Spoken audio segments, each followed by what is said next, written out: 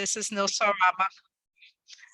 Good evening, everyone. This is Nil Sarama. I want to welcome you to our meeting and thank you for your patience. And we will be starting the meeting officially right now. Angel.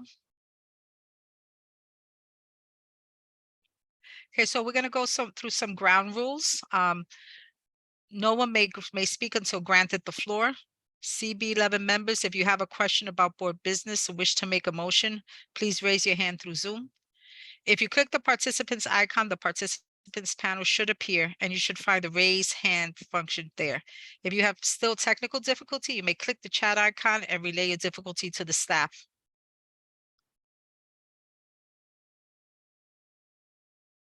The chat function should not be used for CB11 business or questions about agenda topics.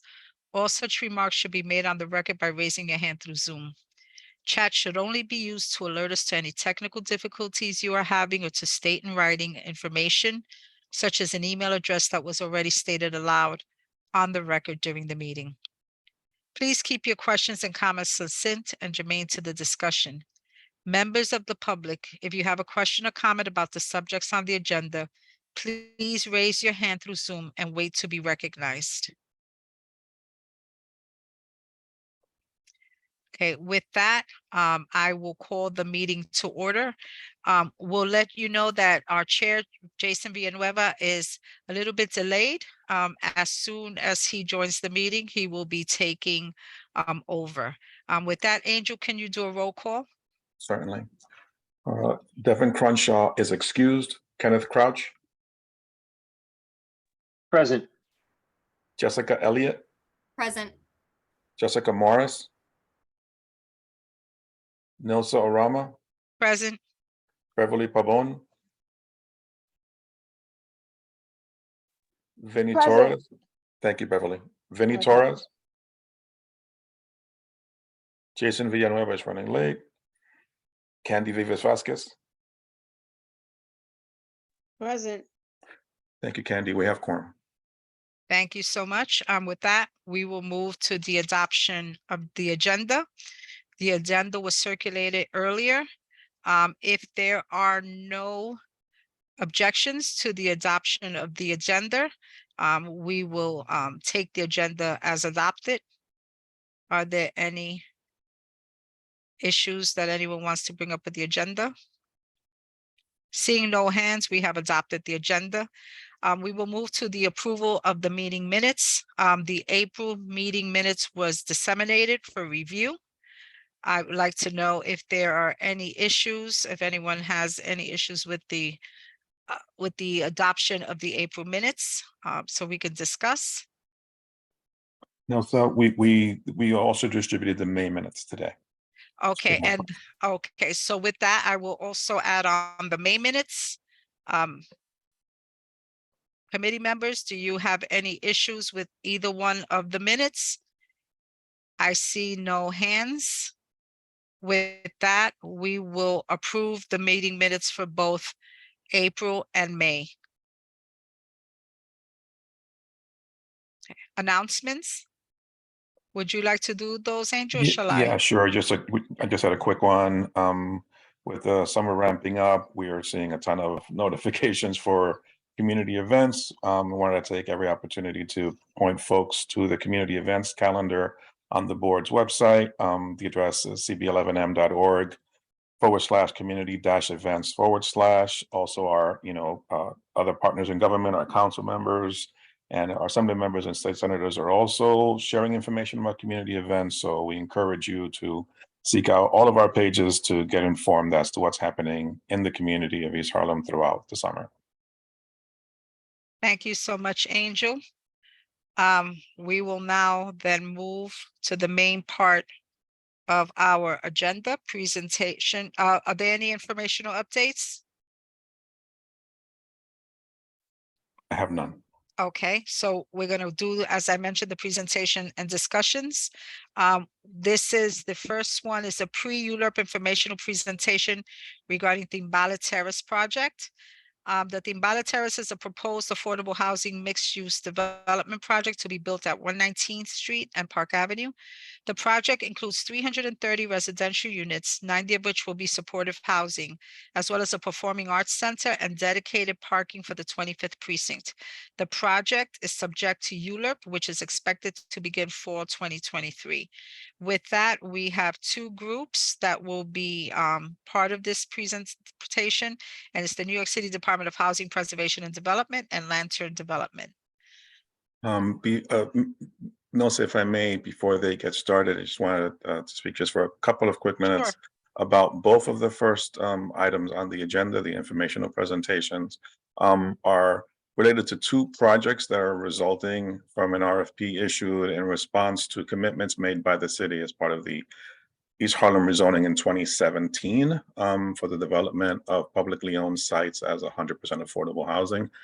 Just wanted to make that connection, and this will be spoken on by each of the presenting groups during tonight's presentations. But I did want to remind members of the committee and of our community that are attending the meeting this evening that that the work that was done back in 17 and 16, many gray hairs and several bald spots before that work is bearing fruit, right? And that's what we're hearing about this evening.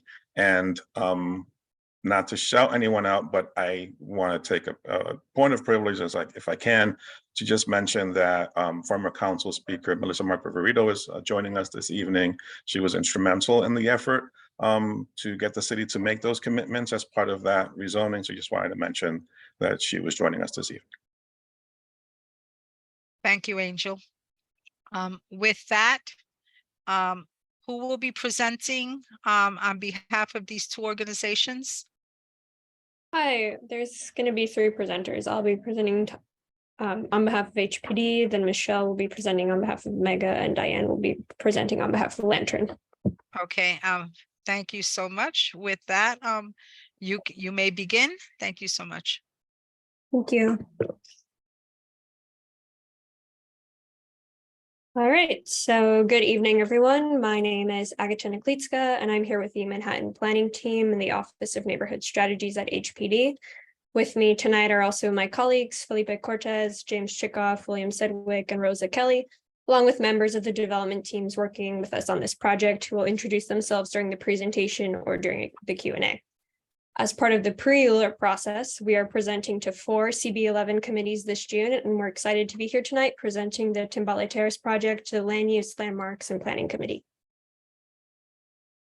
And our agenda for tonight will be as follows. The Timbala Terrace project came to be as a direct result of feedback received during the East Harlem Neighborhood Plan, which was completed in 2016 and was developed to provide recommendations for addressing key neighborhood issues. And one of the key housing recommendations of the plan was to use public sites to advance 100% affordable housing projects with additional services for residents. In 2017, New York City Council approved the East Harlem Neighborhood Initiative, building upon recommendations from the East Harlem Neighborhood Plan. And keeping in mind the 2016 plan and the 2017 rezoning, HPD released a competitive RFP in 2019 to redevelop the NYPD's 25th precinct parking lot, otherwise known as Site B, that was previously identified in the East Harlem Neighborhood Plan.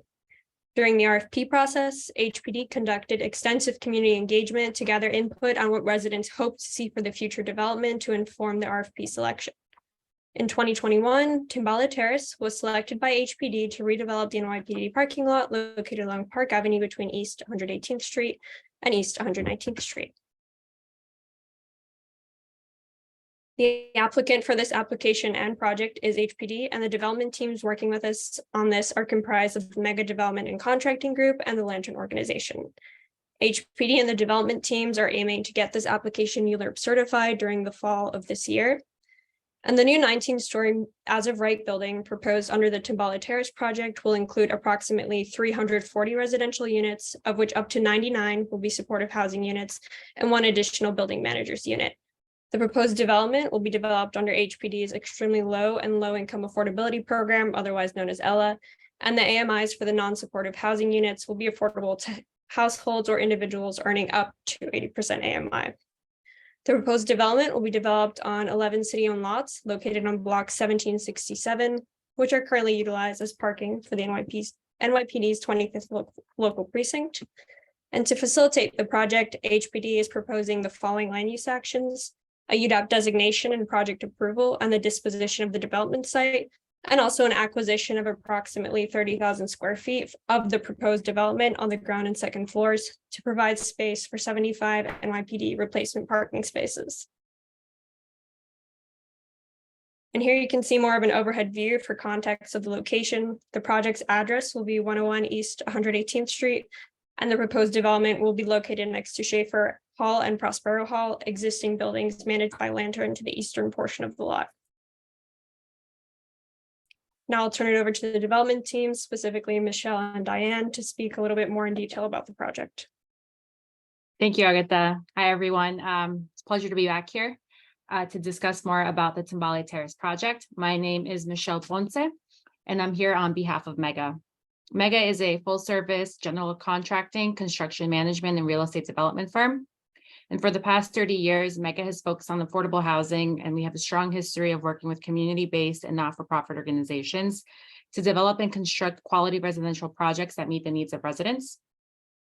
Also with us tonight, our partner is the Afro-Latin Jazz Alliance, also known as ALJA. ALJA was founded in 2007 by Grammy Award-winning pianist and composer Arturo Farril as a nonprofit organization to advance the performance and educational aspects of Latin jazz.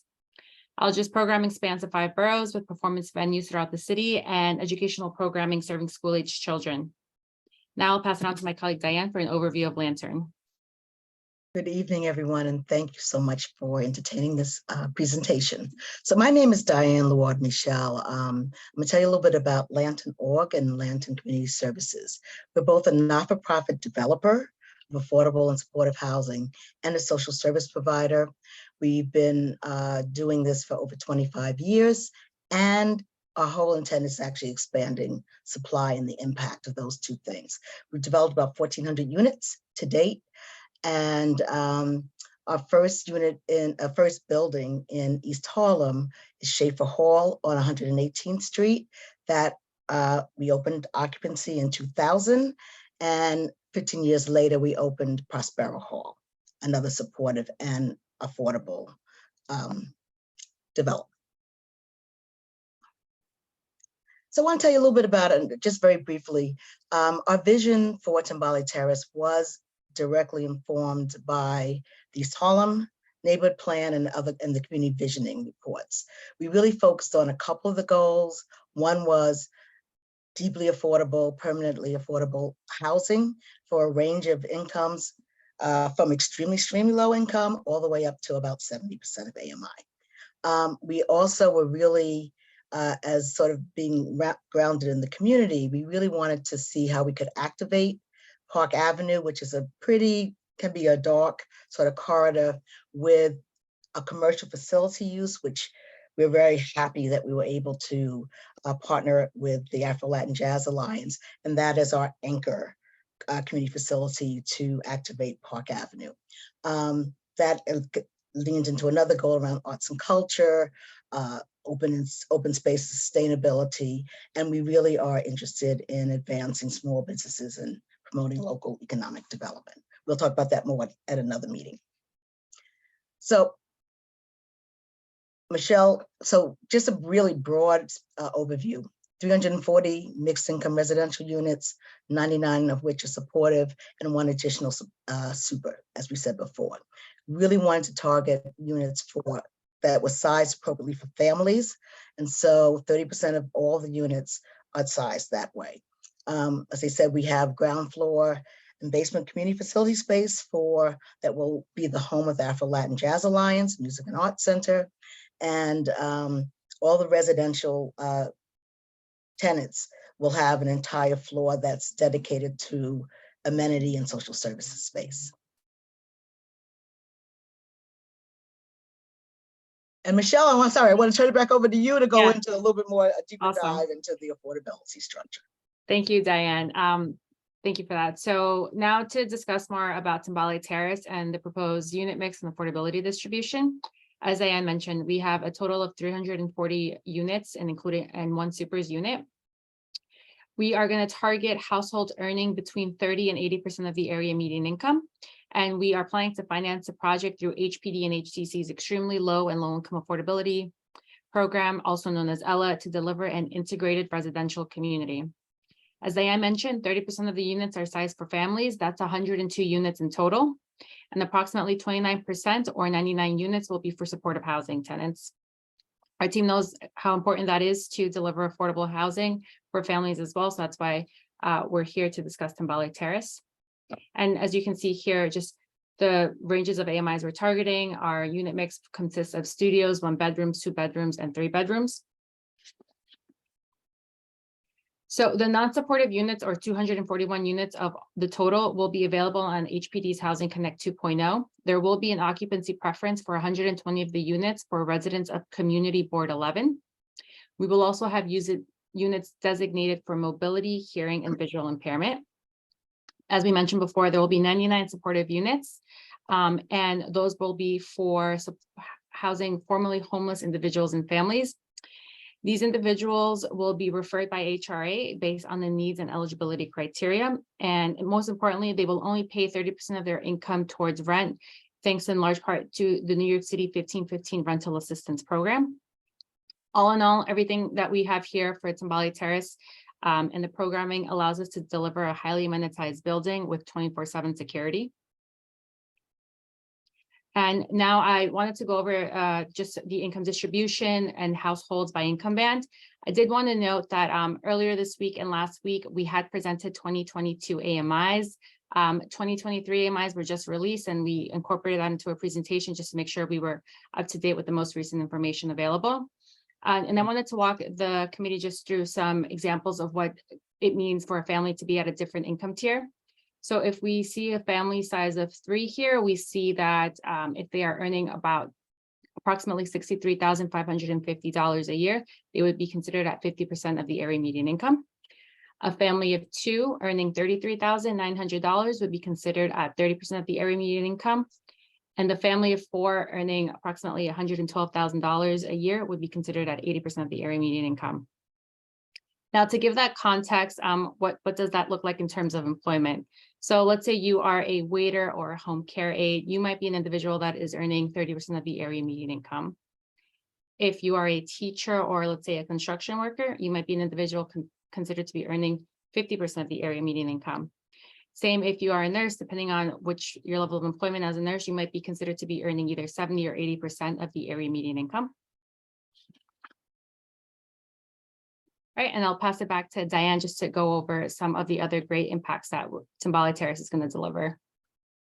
Okay, so thank you so much, Michelle, and thank the committee again. So the way we're looking at community impact is what will be some of the benefits that will be attendant to the Tambali Hall development. First of all, we really think it's going to be a tremendous bonus and boon to Park Avenue to have a comprehensive performance and teaching art space on the ground floor spine of that faces Park Avenue. Second thing we really thought a lot about is, all resident amenity space, which will be all on the 16th floor. It will include meeting rooms, fitness and yoga facilities. It's really a pretty commodious place in which people can get out of their apartments and do something positive and that advances health and wellness and well-being. And the last thing is also on that 16th floor, we've integrated in program space that is specifically geared to providing formerly homeless tenants with a suite of supportive social services. And just a little bit about what that looks like. So the proposed resident services of people who are referred through HRA, the HRA referral process, really are focused on what we consider to be very integrated, very flexible supports, and they're anchored in a social work model. Resident services that we're proposing are going to be an interdisciplinary team headed by a licensed either mental health counselor or a social worker. There'll be that function will be supported by assistant directors specializing more on the counseling side and on the operational side. We'll have a suite of social workers and case managers, on average about a 15-to-1 resident to staff ratio. So it's very robust in terms of being able to engage. We'll have a certified substance abuse counselor, we'll have a peer engagement person, someone with lived experience that really does help us, we found, relate to and support our tenants. And then we'll have housing stability, people who actually are complementary in terms of rent collection and really working with tenants around all kinds of things related to them being able to maintain their housing.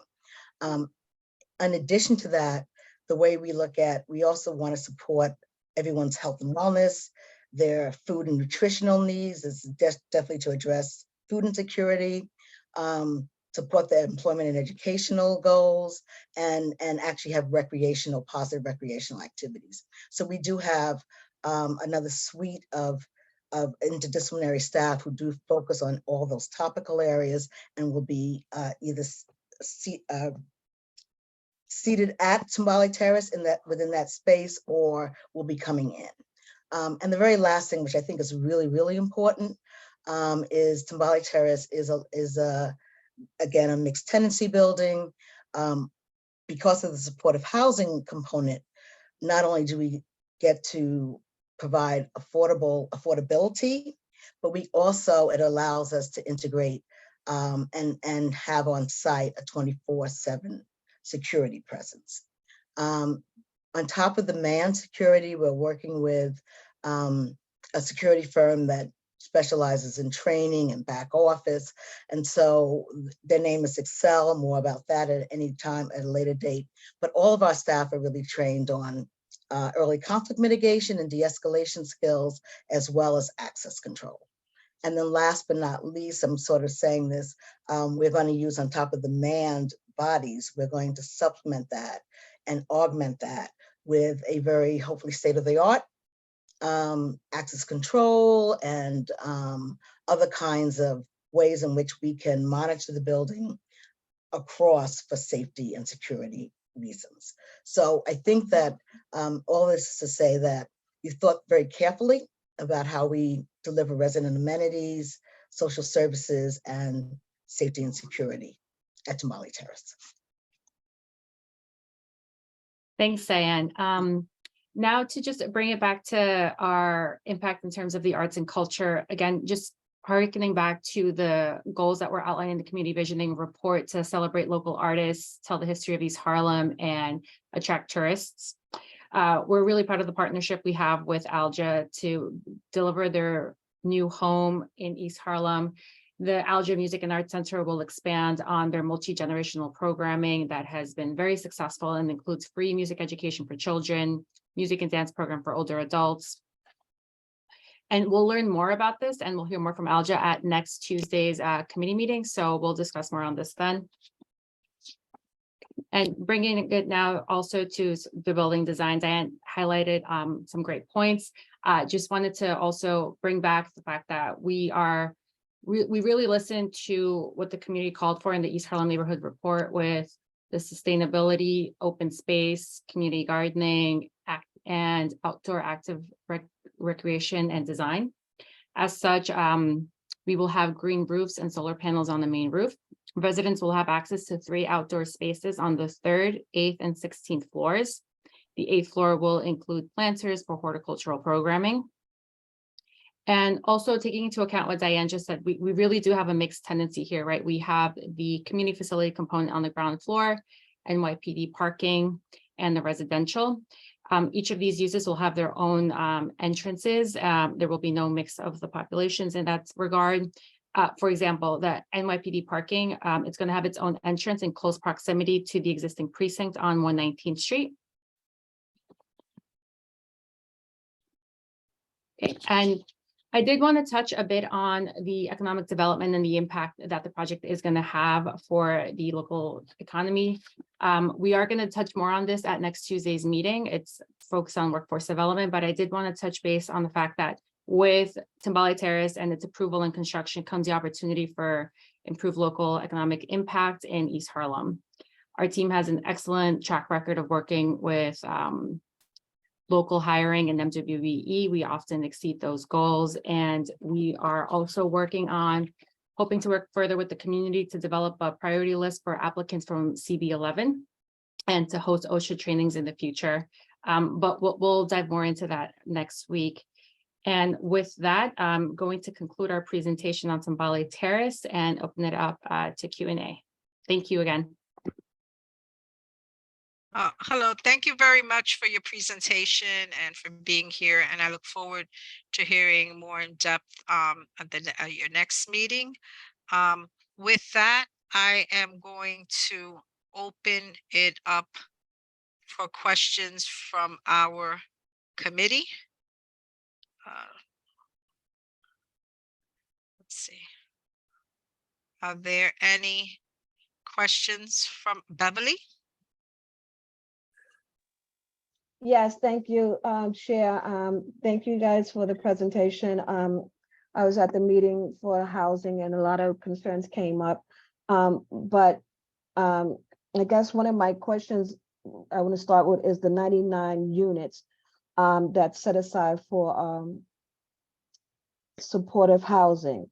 Can you tell me again, out of these 99 units, are they all the studio apartments? Because you have a large amount of studio and 1 bedroom. So would these 99 supportive units come from that size of units, or we using those unit sizes, studios and or 1 bedroom? Hi, Beverly. Thank you for your question. I can take that. So 97% of the 99 supportive housing, not percent, sorry, 97 out of the 99 supportive housing units will be studios, and then 2 of the supportive housing units will be a 2-bedroom. 2 bedrooms or 1 bedroom? So 2 will be 2-bedroom, and then 97 will be studios. Oh, two 2-bedrooms. Yes. So the Okay. majority will be studios. Right, and regarding the supportive houses, I know a lot of the people in the neighborhood was thinking that, okay, let me just ask this way. In regards to the supportive houses of people that you're supporting, what population of the supportive population is being supported at your facility? Is it people just with mental illnesses? Because when I was looking up, and I'm sorry I don't have it in front of me because I'm not at my computer, but I was trying to take notes, where when it comes to supportive population, there's different types of people who need supportive services.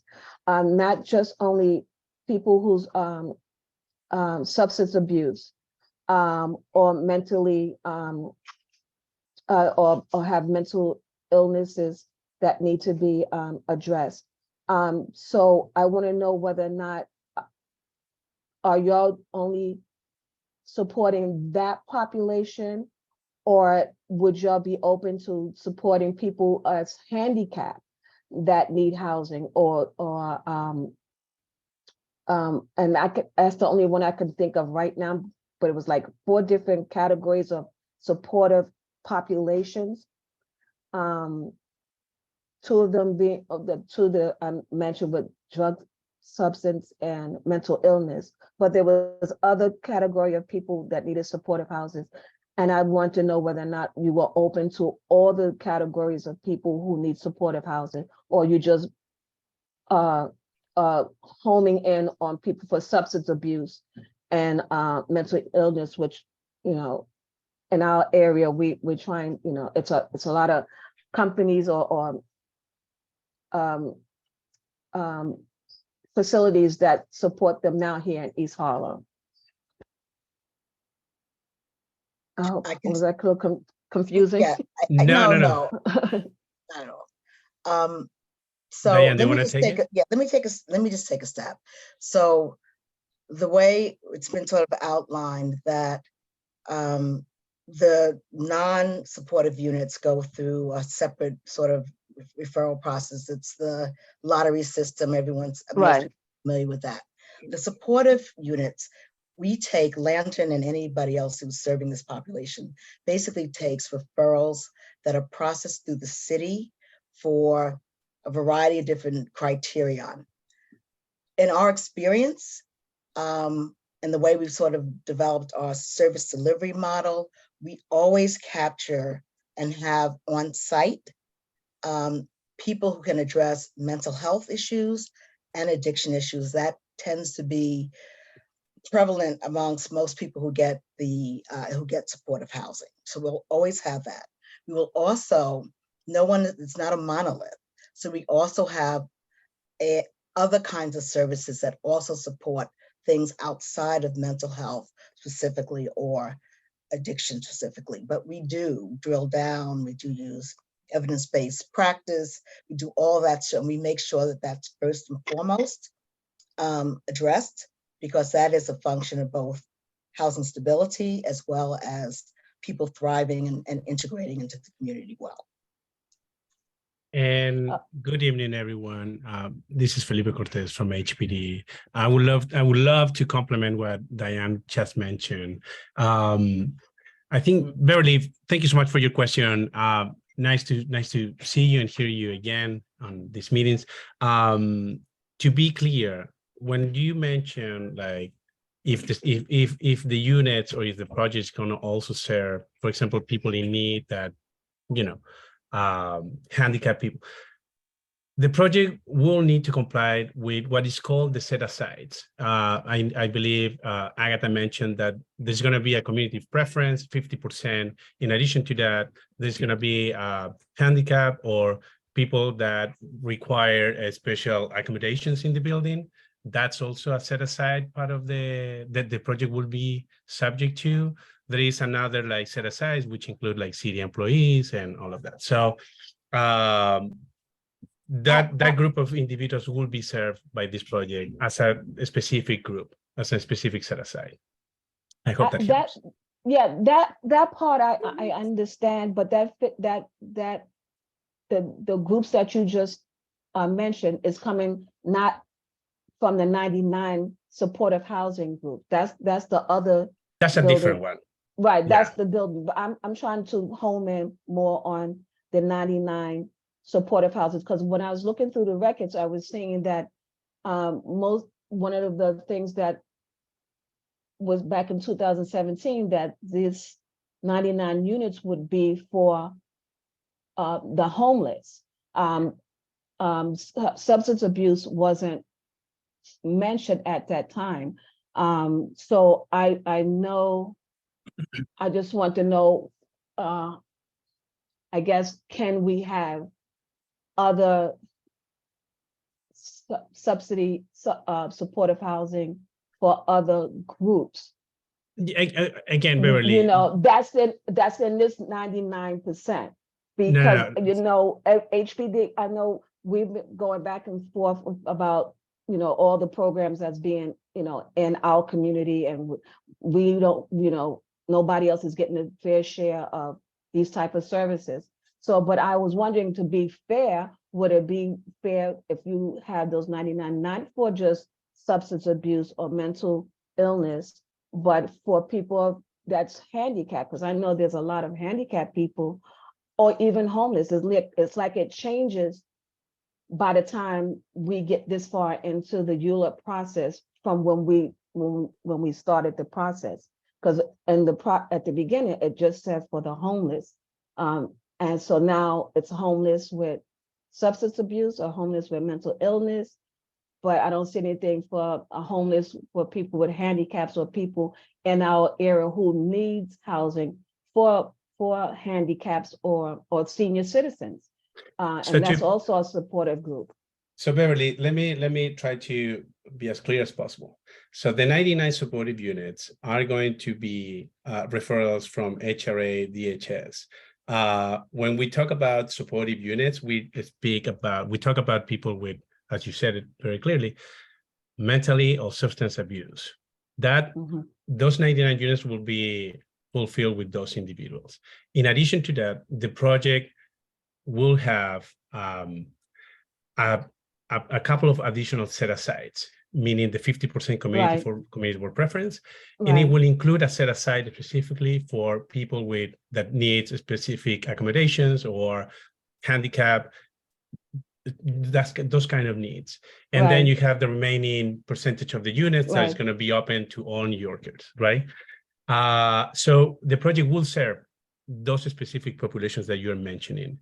All the units that are like dedicated to the supportive or homeless, and most of the units, part of this project will need to also be ADA available, meaning they will include bars on the bathroom. So in case of these units are allocated to an individual or a family that has an individual that needs specific accommodations, they're gonna be designed to accommodate these needs. So in that sense, HPD projects keep in mind the needs of a specific individuals. So in a way, we are addressing your concern. And all our projects that include 100% affordable units will need to satisfy or comply with this specific group of set-asides that I just mentioned before.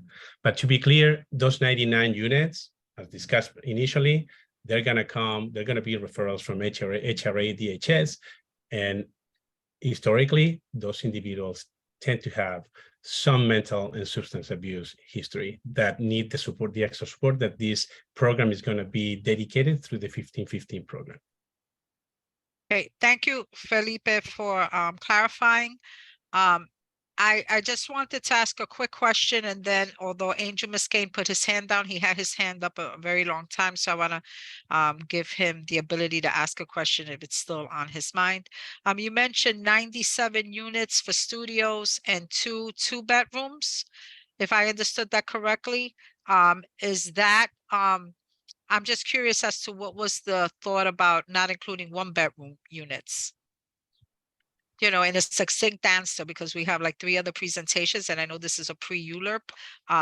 But if anybody can tell me why the two bedrooms and then 97 studios, but not 1 bedrooms, what was the rationale there?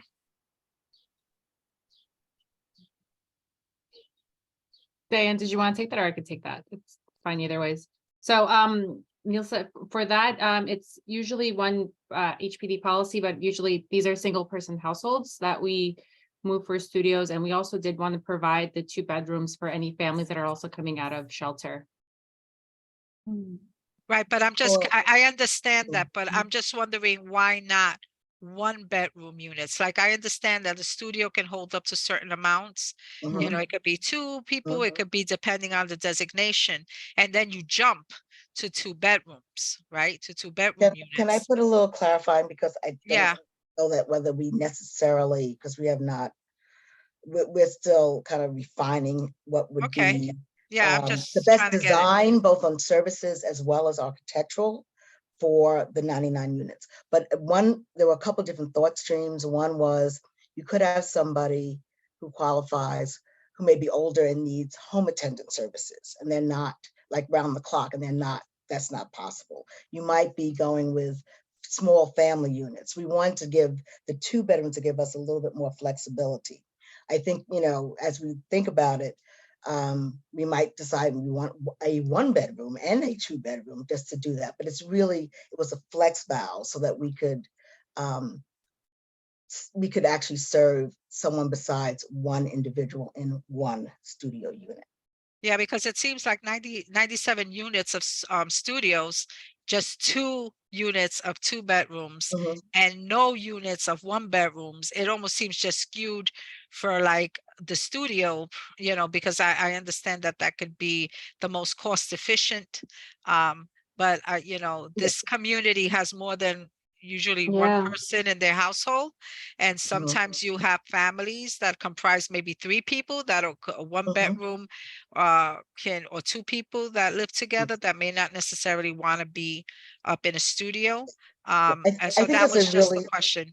Yeah, I think it's a really good observation. It's still sort of subject to review, but we didn't want it, but the thought behind it was to provide Okay.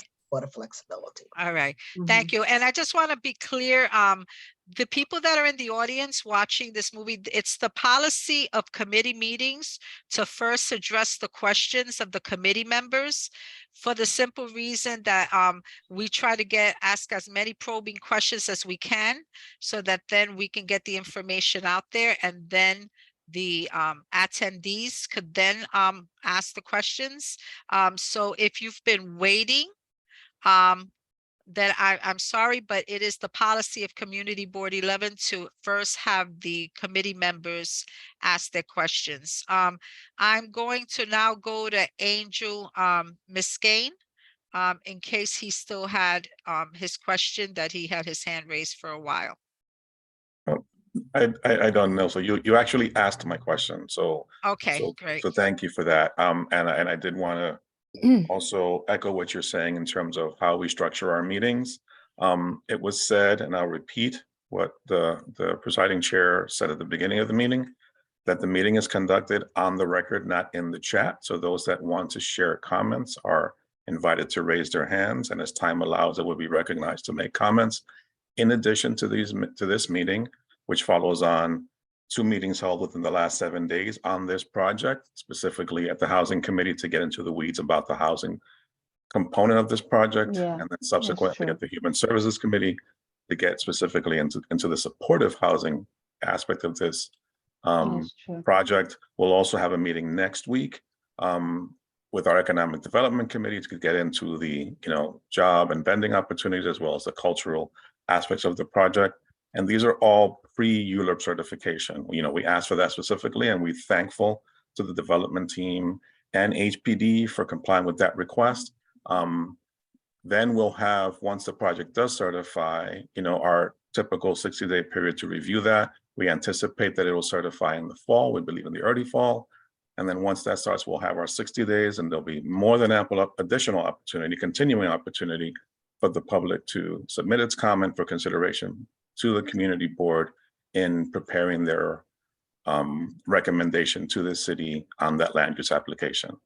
So, as I said again, you can raise your hand, you'll be recognized, and as time allows, you'll get to speak. Right. Thank you so much. And I just want to be clear in case for those that are attending the meeting, the term certification in the fall means that unless I'm mistaken, and Angel, please feel free to correct me, is when HPD submits its application, it actually formally comes to the community board, and that starts the clock. So what you're hearing now is informational sessions before that should happen. So we get as much information as we can, so that when the clock starts, we can make more informed decisions, open it up to the community, and give as much input as possible. I don't see any more questions from the committee. So with that, I am going to move to the questions that the hands that were in our audience. There is a community board member that is asking a question, so I will give him the option first. And the first person I'm going to call is Mark Bogorski. Thank you, Nilsa. Can you hear me? Yes, we can hear you. Okay, yeah. Because I'm a new community board member, I've actually done as was suggested, which is a great suggestion. I've attended now numerous committee meetings. So I've heard the Tambali Terrace presentation now, I think at least 3 times, maybe 4. And it does seem as if the conversation between the residents who live in the neighborhood who are not associated with the community board and the people presenting are sort of passing each other, and they're not really talking directly to each other.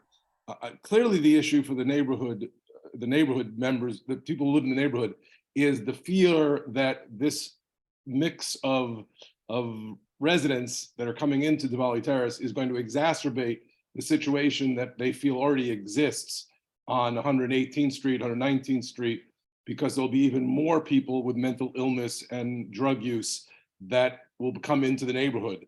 I have not heard HPD or the other presenters acknowledge that potential reality. Statistics have been thrown out that East Harlem is oversaturated with people with those issues. There's a fear that East Harlem is becoming a dumping ground for people with those issues, both within this residential kind of project, but also within treatment centers.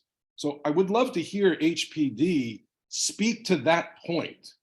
Are the people who live in the neighborhood, are there reasons, do you feel, that they should be concerned about this oversaturating already challenging situation in regards to the number of people on the street using drugs who have clear mental illness issues?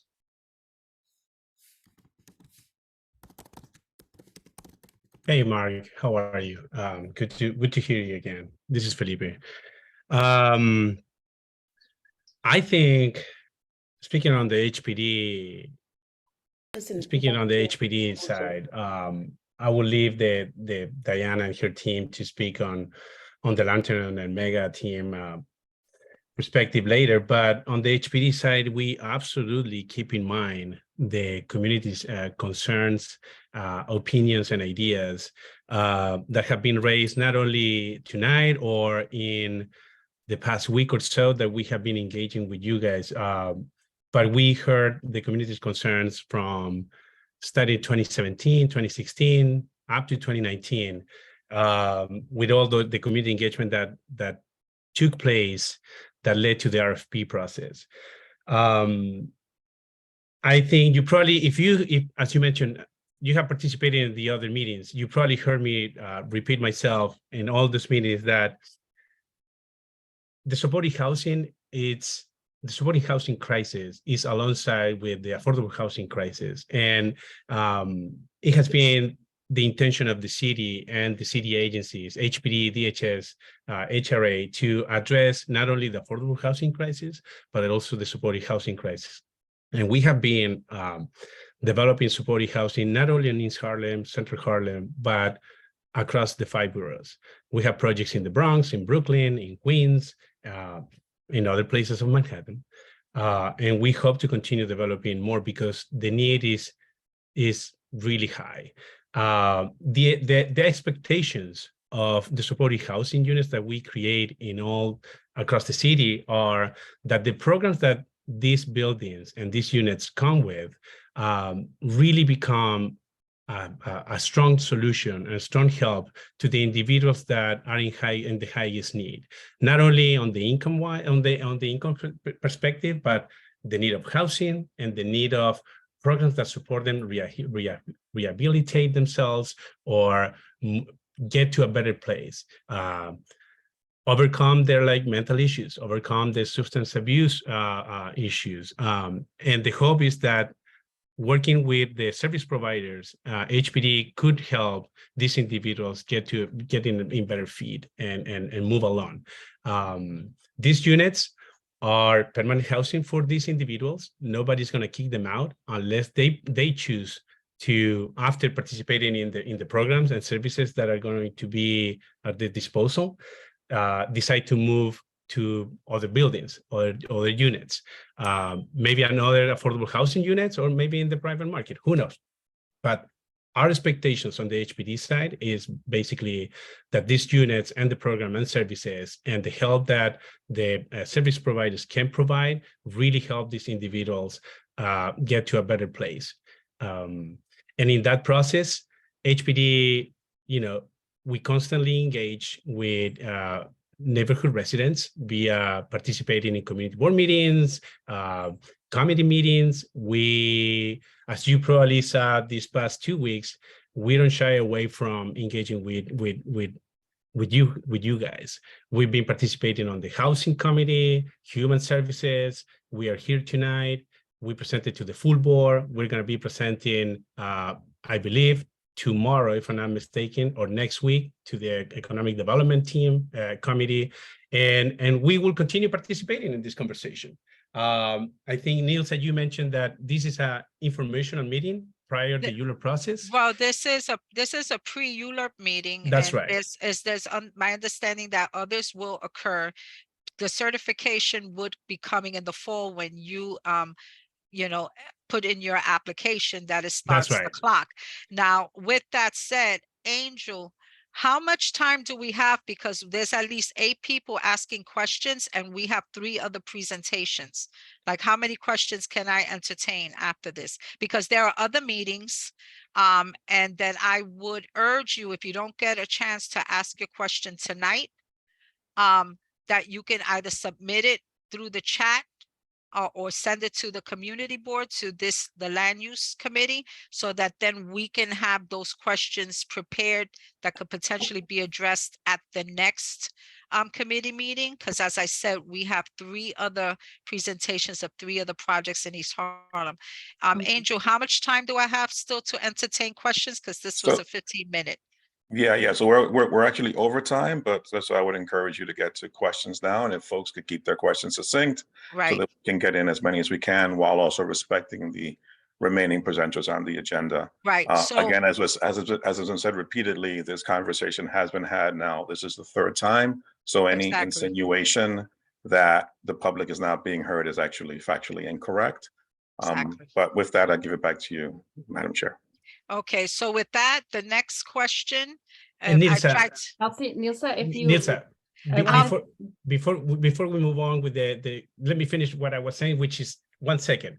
Yes, please. The conversation doesn't end tonight or tomorrow when we go to the other committee. It will continue during the ULO process. We will go back to you guys 2% in the first stage of the ULO process. We go back to the community board. If you require, we will present again to the land use committee. And then we move on in the ULO process with the VP, the CPC, and the city council. And it's a conversation that takes 7 to 8 months. So we will continue engaging with you, and we are more than happy to do so. So, and with that, I'm done, Nilsa. Let's move on with the next Okay. question. Yes, thank you, because I have 8 people from the audience. The first person is G Lawless. Hello. Hi. We communicate often with Maisonette at the 25th precinct, which is our precinct that deals with Prospero Hall and Schaefer Hall, and they're really unhappy with those properties. They say they are constantly getting calls. The tenants are constantly complaining about drug addicts, drug dealers inside the building. We want to know if any engagement has gone on between Lantern and the precinct, with who, what was discussed, when, and what was the outcome? It's the first question. Okay, with that, I'm going to allow you that one question because there's 7 other people, but you can definitely answer. You can definitely follow up with us with any other Yeah, questions. I'd like that you a have. follow-up. Okay, so is there anyone who can answer that question from Lantern? Yeah, I can speak to that one. Please. Our program directors and our staff work very closely with the 25th With precinct. who specifically? I'm not going to name individuals. Please, if We have you'd allow me names. to just answer the question, we can talk about our You need policies and the straight way we answers, approach sir. the work. You need Oh, straight. yes, absolutely. Yeah, and that's That's what I'm jargon. providing. So Let when us we let get the reports, Yeah, I Let- think we just need to respect that we'll try to give a Yes, I was just response going that to is say, conducive to the amount of time Okay, we're that's listening. left, and then there are other okay, opportunities. wait, let's be clear. This meeting is not run by a committee of people. I am chairing this meeting. I don't want a free for all. I don't want everyone to jump in to say their comments. I respectfully ask that this does not degenerate, because if this degenerates and we don't get the answers, then the other 7 people who have a question will not be able to answer it. And I don't want to be accused of not letting people speak because we're not asked. I understand that you want information, but the fact of the matter is you may not get that tonight. And if you don't get that tonight, there are several other meetings that you can ask that question to. So I would appreciate if you let Mr. Kent answer the question. And then we are going to go to the next question, which would then be Diana Barrows. Mr. Kent? thank you very much. So when there are complaints about behavior in our buildings, we have several different actions that we can take to address them. We have case management and supportive services staff on site that will visit the individual who there was an incident from, and they'll talk with them, try to address those behavioral issues by providing connections to mental health services or other behavioral supports.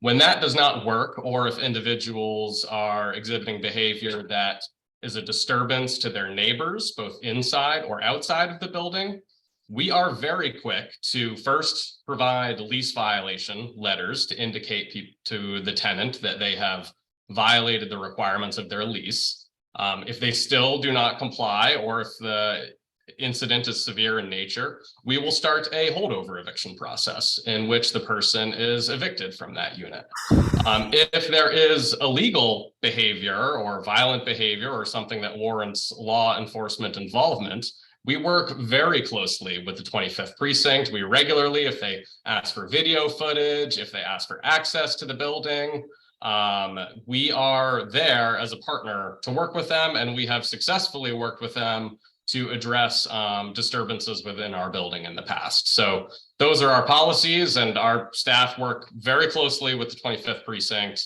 And in addition to that, we have hired, or we're in the process of bringing on a new security firm that also has a depth of connections, not just to the 25th precinct, but to NYPD citywide. And the reason we've picked that firm is because they have those close working relationships with the precinct. No, they don't. Okay, thank you. Also, Nilsa, if it's okay, if I just wanted to address something regarding the land use, since we're at the land use committee. Yeah, but please make it quick, because I I will. would like to, I want to make sure that people ask their questions, so that then when we have a public session, the answers that you all give regarding this project would be more informing, right? So if you can make it quick, because I'd like to get to the other questions. My Just very question was not answered in any way, by the way, but moving on.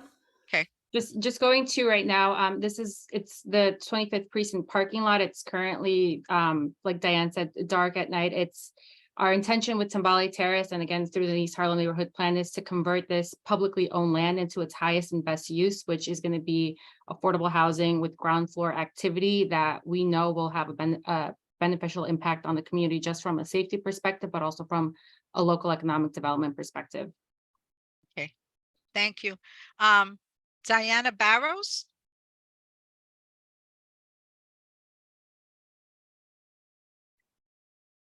Miss Barrows? Okay, with that, I'll circle back to Miss Barrows. Omar Rahim? Okay, I'm sorry, I was muted. I realized it. Okay, Miss Barrows. I Thank was you. waiting so long, I muted myself. No, Okay. I understand.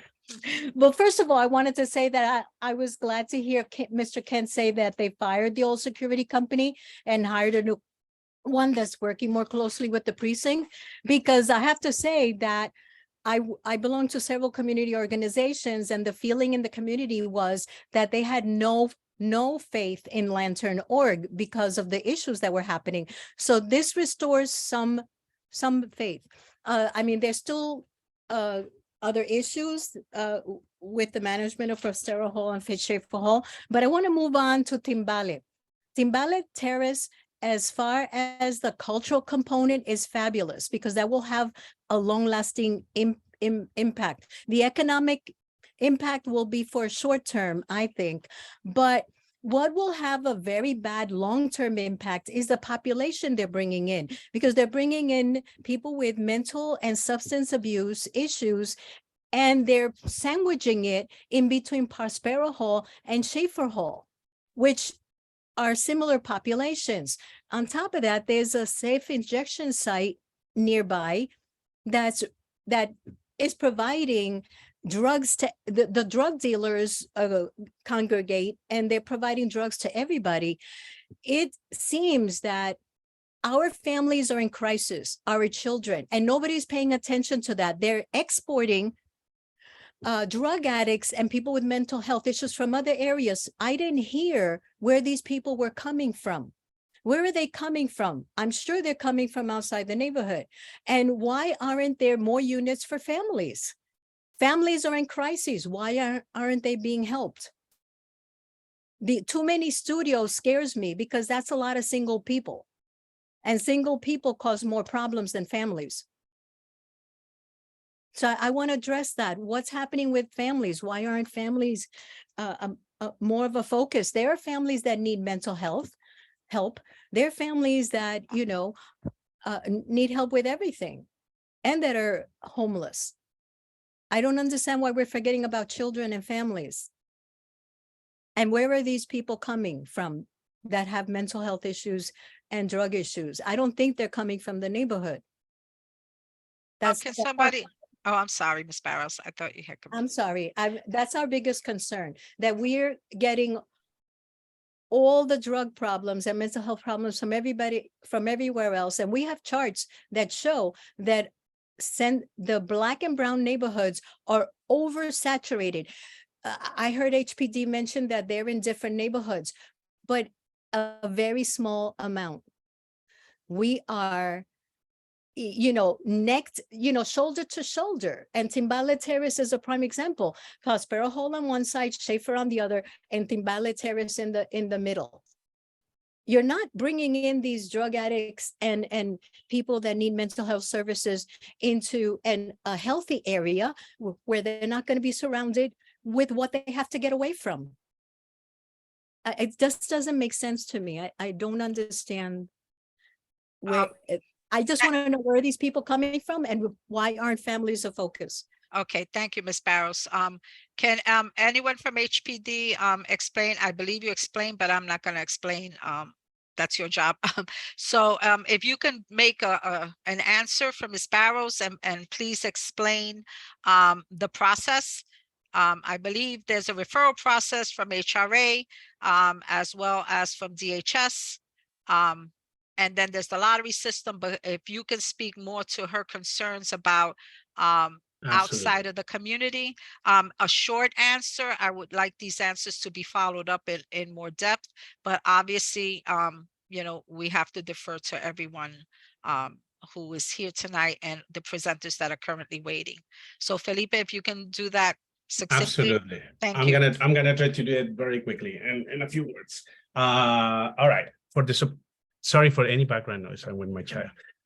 For the supported housing units, you're right. Referrals from HRA, DHS, mostly targeting via studios to single individuals or small household sizes.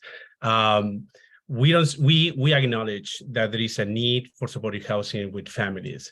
Now, the numbers show that the demand is highly needed for single individuals that, again, suffer from mental issues or substance abuse.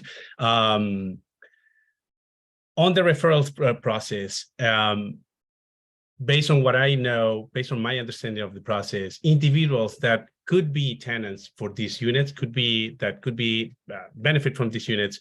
They have the option to indicate the bureau where they want to live.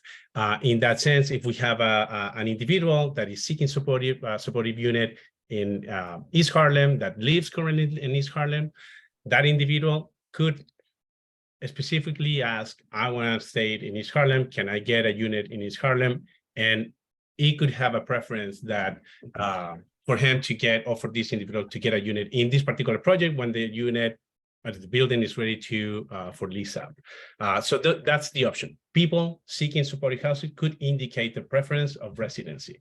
As mentioned before, this project includes 30% of the units for family size, meaning that we have 30% of the units would be for, we'll have 2 bedrooms or 3 bedrooms, targeting larger family size households, meaning 3, 4, 5, 6 individuals. Nils, I hope that briefly that answer kind of addresses the question. If not, happy to follow up with more details.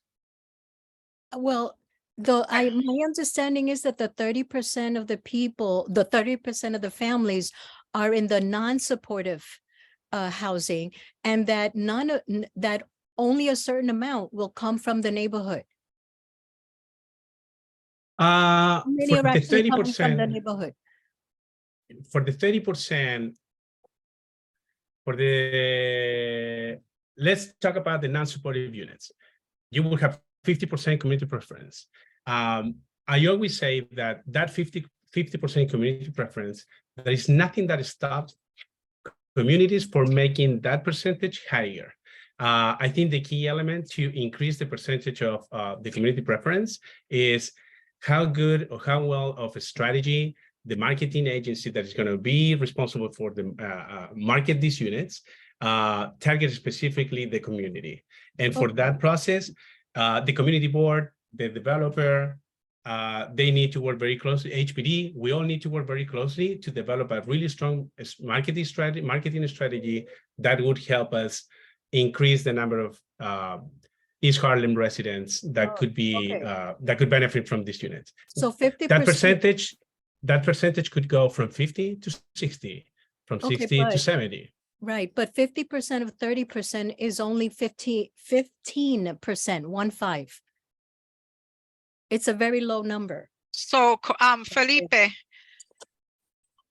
need to move on to the next question, but you see the kind of questions that you are getting from the people who are asking the questions. I again want to echo what the district manager has said. Because this is a public meeting, everything must be on the record. So what is on the record is what is actually heard and discussed, right? And so it's important that the community weigh in on this project through when we have our public forum, when this application comes formally before the board. And these questions that you take back the questions that are being asked now so that you can more fully answer them so that then the community could follow up with more questions. This meeting is not conducted in the chat. Angel Muscane, the district leader, the district manager, is real clear because everything has to go on the record. And so while conversations and comments are happening in the chat, what is being addressed in the meeting is what is being discussed and what is being verbalized. Does that mean that we don't consider what's in the chat? No, but it is not part of the official public record through transparency. So we do keep a transcript and we urge everyone to ask the questions, if not at this meeting and others. I roughly have about 5 more questions to get through. And so I want to make sure that those 5 people who have been very patient are heard. Please understand that all your questions are not going to be answered tonight. They may not be answered in the next 3 meetings. This is a pre-meeting to this application so that we can get as much information as we can.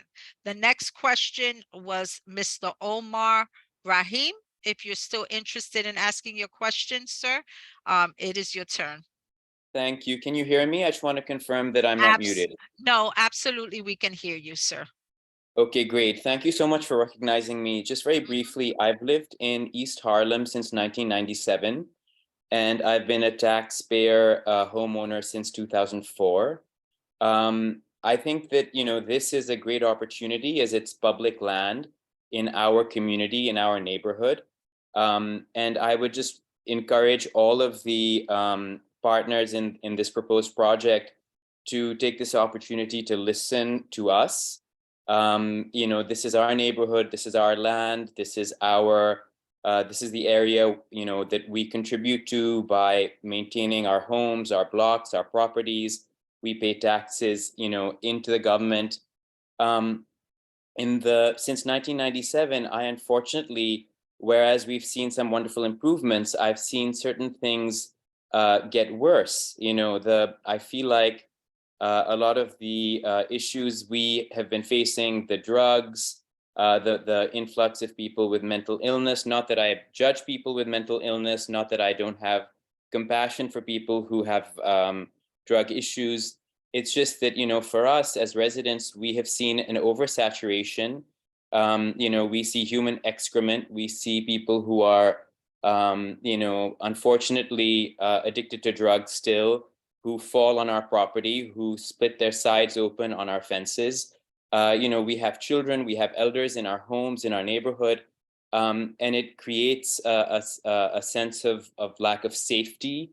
It serves, it doesn't serve our interests in any way. If in fact it is public land, if there are going to be variances on land use, if there are going to be tax breaks, if there are going to be all sorts of advantages given to the team that's assembling this project, I implore you to listen to us. We are open to welcoming families. We are open to welcoming affordable housing that's genuinely affordable. We are open to empowering our community, but we have suffered a great deal from the oversaturation of, sending these in the 99 units that are going to be supportive, if 97 of them are studios, it will be a lot of probably single people or probably single men who have suffered from drug use. And unfortunately, we already have an oversaturation of those people. It's unsafe for us. It's unsafe for our children, for our elders. That is not what our community needs. That's not what we need. We are very happy to welcome more families. We are happy to welcome the undocumented, the people who are going through the foster care system who need assistance. We are very compassionate people, but what we really do not need is more law and order issues, more drugs in our streets, more needles, more excrement, more violence, and more crime. So if there's any way for all these amazing partners, HPD, etc., the Mega, to just put their thinking hats on and find a way to empower our community, to contribute to our community, to uplift those people who need a hand, but to not make us as the taxpayers and residents suffer more than we already have. Thank you, Mr. Rahim. I think the statement you said is very encompassing, and I thank you for that. There was no real question there, but you actually said what I think a lot of people in this community have feel and are feeling 99% of the time. So I urge HPD and everyone on this call to listen to what Mr. Rahim said and take it in the spirit that it was given. I'm going to the next 4 questions, and I ask that please give a succinct question, as Mr. Rahim did an excellent job in, I think, in expressing what feelings there may be in the community. With that, I am going to go to Eva Chang. Hi, thank you. My question is for HPD. I'd like to ask if HPD can have a offline meeting with members of the Greater Harlem Coalition to look at the extent by which East Harlem is oversaturated with social services, from adult-only shelters, adult-only supportive housing, harm reduction program, and drug treatment program. If yes, can you please supply a contact email information on this chat, please?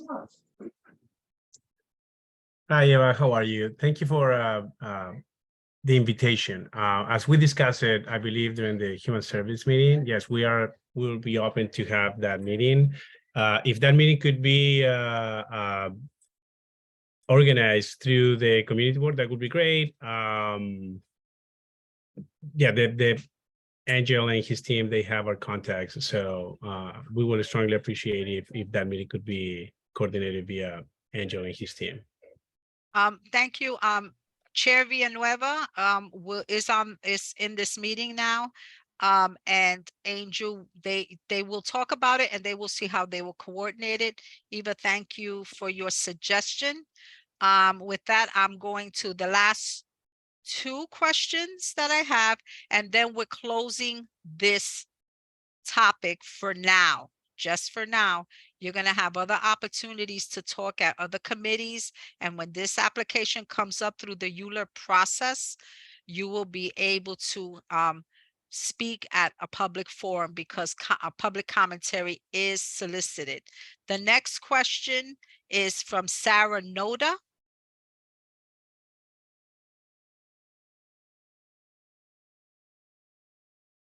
Ms. Noda? Angel, can you unmute Ms. Noda? Can you hear me now? I didn't yes, have an option to unmute. We can hear you, Ms. Noda. Thank you. So I have a question for HPD and Lantern. My question for HPD is, as everyone knows, many people in this surrounding community live in multi-generational homes, meaning that in this community in particular has a greater need for 2 and 3 bedroom units. It appears from the distribution in this project that the need in this immediate community was not reflected. It's not reflected in a building that's comprised of 70% studio and one beds. You had mentioned that in your need data that primarily studios and one bedrooms are what is needed. And my question is that data based on citywide data, or is that data specific to East Harlem? Hi, Sarah. Thank you for your question. First of all, I think the data that I mentioned was specifically for the supported housing component. When I said that the data shows that studios or one bedrooms are significantly in higher demand, is for the supported housing component. With that said, I specifically also stated that that doesn't mean that we don't acknowledge that there is a need for supported housing units for families, but the data shows that the higher demand is for studios and one bedrooms. So that's the data I mentioned, and it was for the supported housing units. Again, this project on the remaining units that are going to be advertised in Housing Connect includes 30% for family as family size units, meaning that they're going to be 2 and 3 bedroom apartments, meaning that people or families comprised of 3, 4, 5, 6, 7 individuals could opt for those units. Nilsa, was I brief enough? Yes, keep in mind that she's also asking about supportive. So I'm glad that you brought up the fact that there will be 1 bedroom, 2 bedrooms, and 3 bedrooms, based on what you're saying. I think it also reflects the same question that I had, like, why not 1 bedroom supportive? But I ask that please take back these questions these are the initial questions from some of our community that is asking. These questions are multiplied 100-fold, 1,000-fold, because we need to have the answers that people can understand the rationale behind it. And, Yeah, I think that the questions that are always asked make us better in dealing with certain things. So that was, Sarah mentioned that she had 2 questions, so I don't want to cut Sarah off, and she asked the first question regarding the numbers, right? Sarah, was there a follow-up? If not, I'm going to go to the last question, Mr. Marion, and then I'm going to go to our chair of our board, Xavier Santiago, so he can finish and close out this session. Yes, I had a question for Lantern. And this question is specifically regarding the supportive housing units. I'd like to know, will homeless people without mental illness or substance abuse issues qualify for the supportive housing units? And in addition to that, I would like to know if those units will be filled with residents people from Harlem, or are we bringing in homeless people from other boroughs around the city? And if we are bringing in people from other boroughs, how will you ensure that this project will not add to the current oversaturation of East Harlem? Sarah, I'm going to let Lantern answer briefly, but you're not going to get all the answers that you want for that tonight, because there are multiple agencies involved in this project. And so HRA and DHS will be the referral sources for this project for the supportive housing. So I will let Lantern briefly answer that, but please take back that question so that you can fully flesh it out. Maybe at the next committee meeting, when you do your presentation, you might be able to answer Sarah's question more fully and in a way that is more robust. Who will answer from Lantern? Thank you, Nilsa. You're welcome. Who's answering from Lantern? Do you want to take this one, Dan? Yes, sure.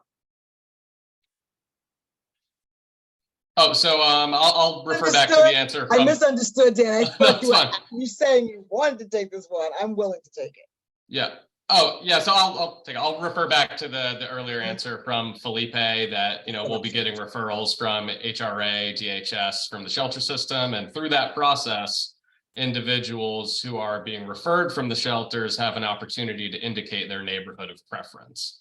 So if someone is being referred from a shelter in East Harlem, they have the opportunity to stay in East Harlem. But there is no particular geographic set aside for the supportive housing units as there is for the low income to moderate income units. Okay, thank you very much. Again, please be mindful of the questions that have been asked tonight, so that you can Neil said. build that into your presentation. Felipe, I'm going to let you answer the last bit, and then I'm going to go to Xavier, and I'm going to close out this session because we're after 8 o'clock and you were only a 15-minute presentation. Yeah, no, it's just a clarification. I just want to be clear that this project as of now only includes, right, 97 studios and 2 bedrooms under the supported component, right? What I was referring before was like, to be very clear, is that in the supported housing in general, the statistics indicate that there's a higher need for studios and 1 bedrooms, smaller units. Okay. I believe that there was a recap of my answer that said that, all right, it's good to know that this project includes studios and 1 bedrooms. As of now, the project, as we see it in front of us, only includes studios and 1 and 2 bedrooms. Okay. I was just trying to give context to the statistics that I believe Sarah was mentioning that I provided before, which were not fully accurate. Right. Thank you so much. We do see from your grid that there's a total of 141 1-bedrooms included, although none were included under the supporting banner. But there are 141 1-bedrooms across the 30%, 50%, and 80% AMI.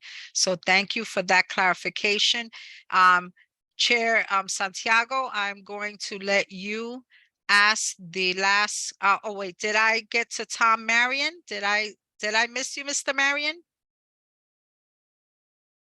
I'm But- so sorry, Mr. Marion. So I'm going to let you ask your last question, and then I'm going to go to the chair.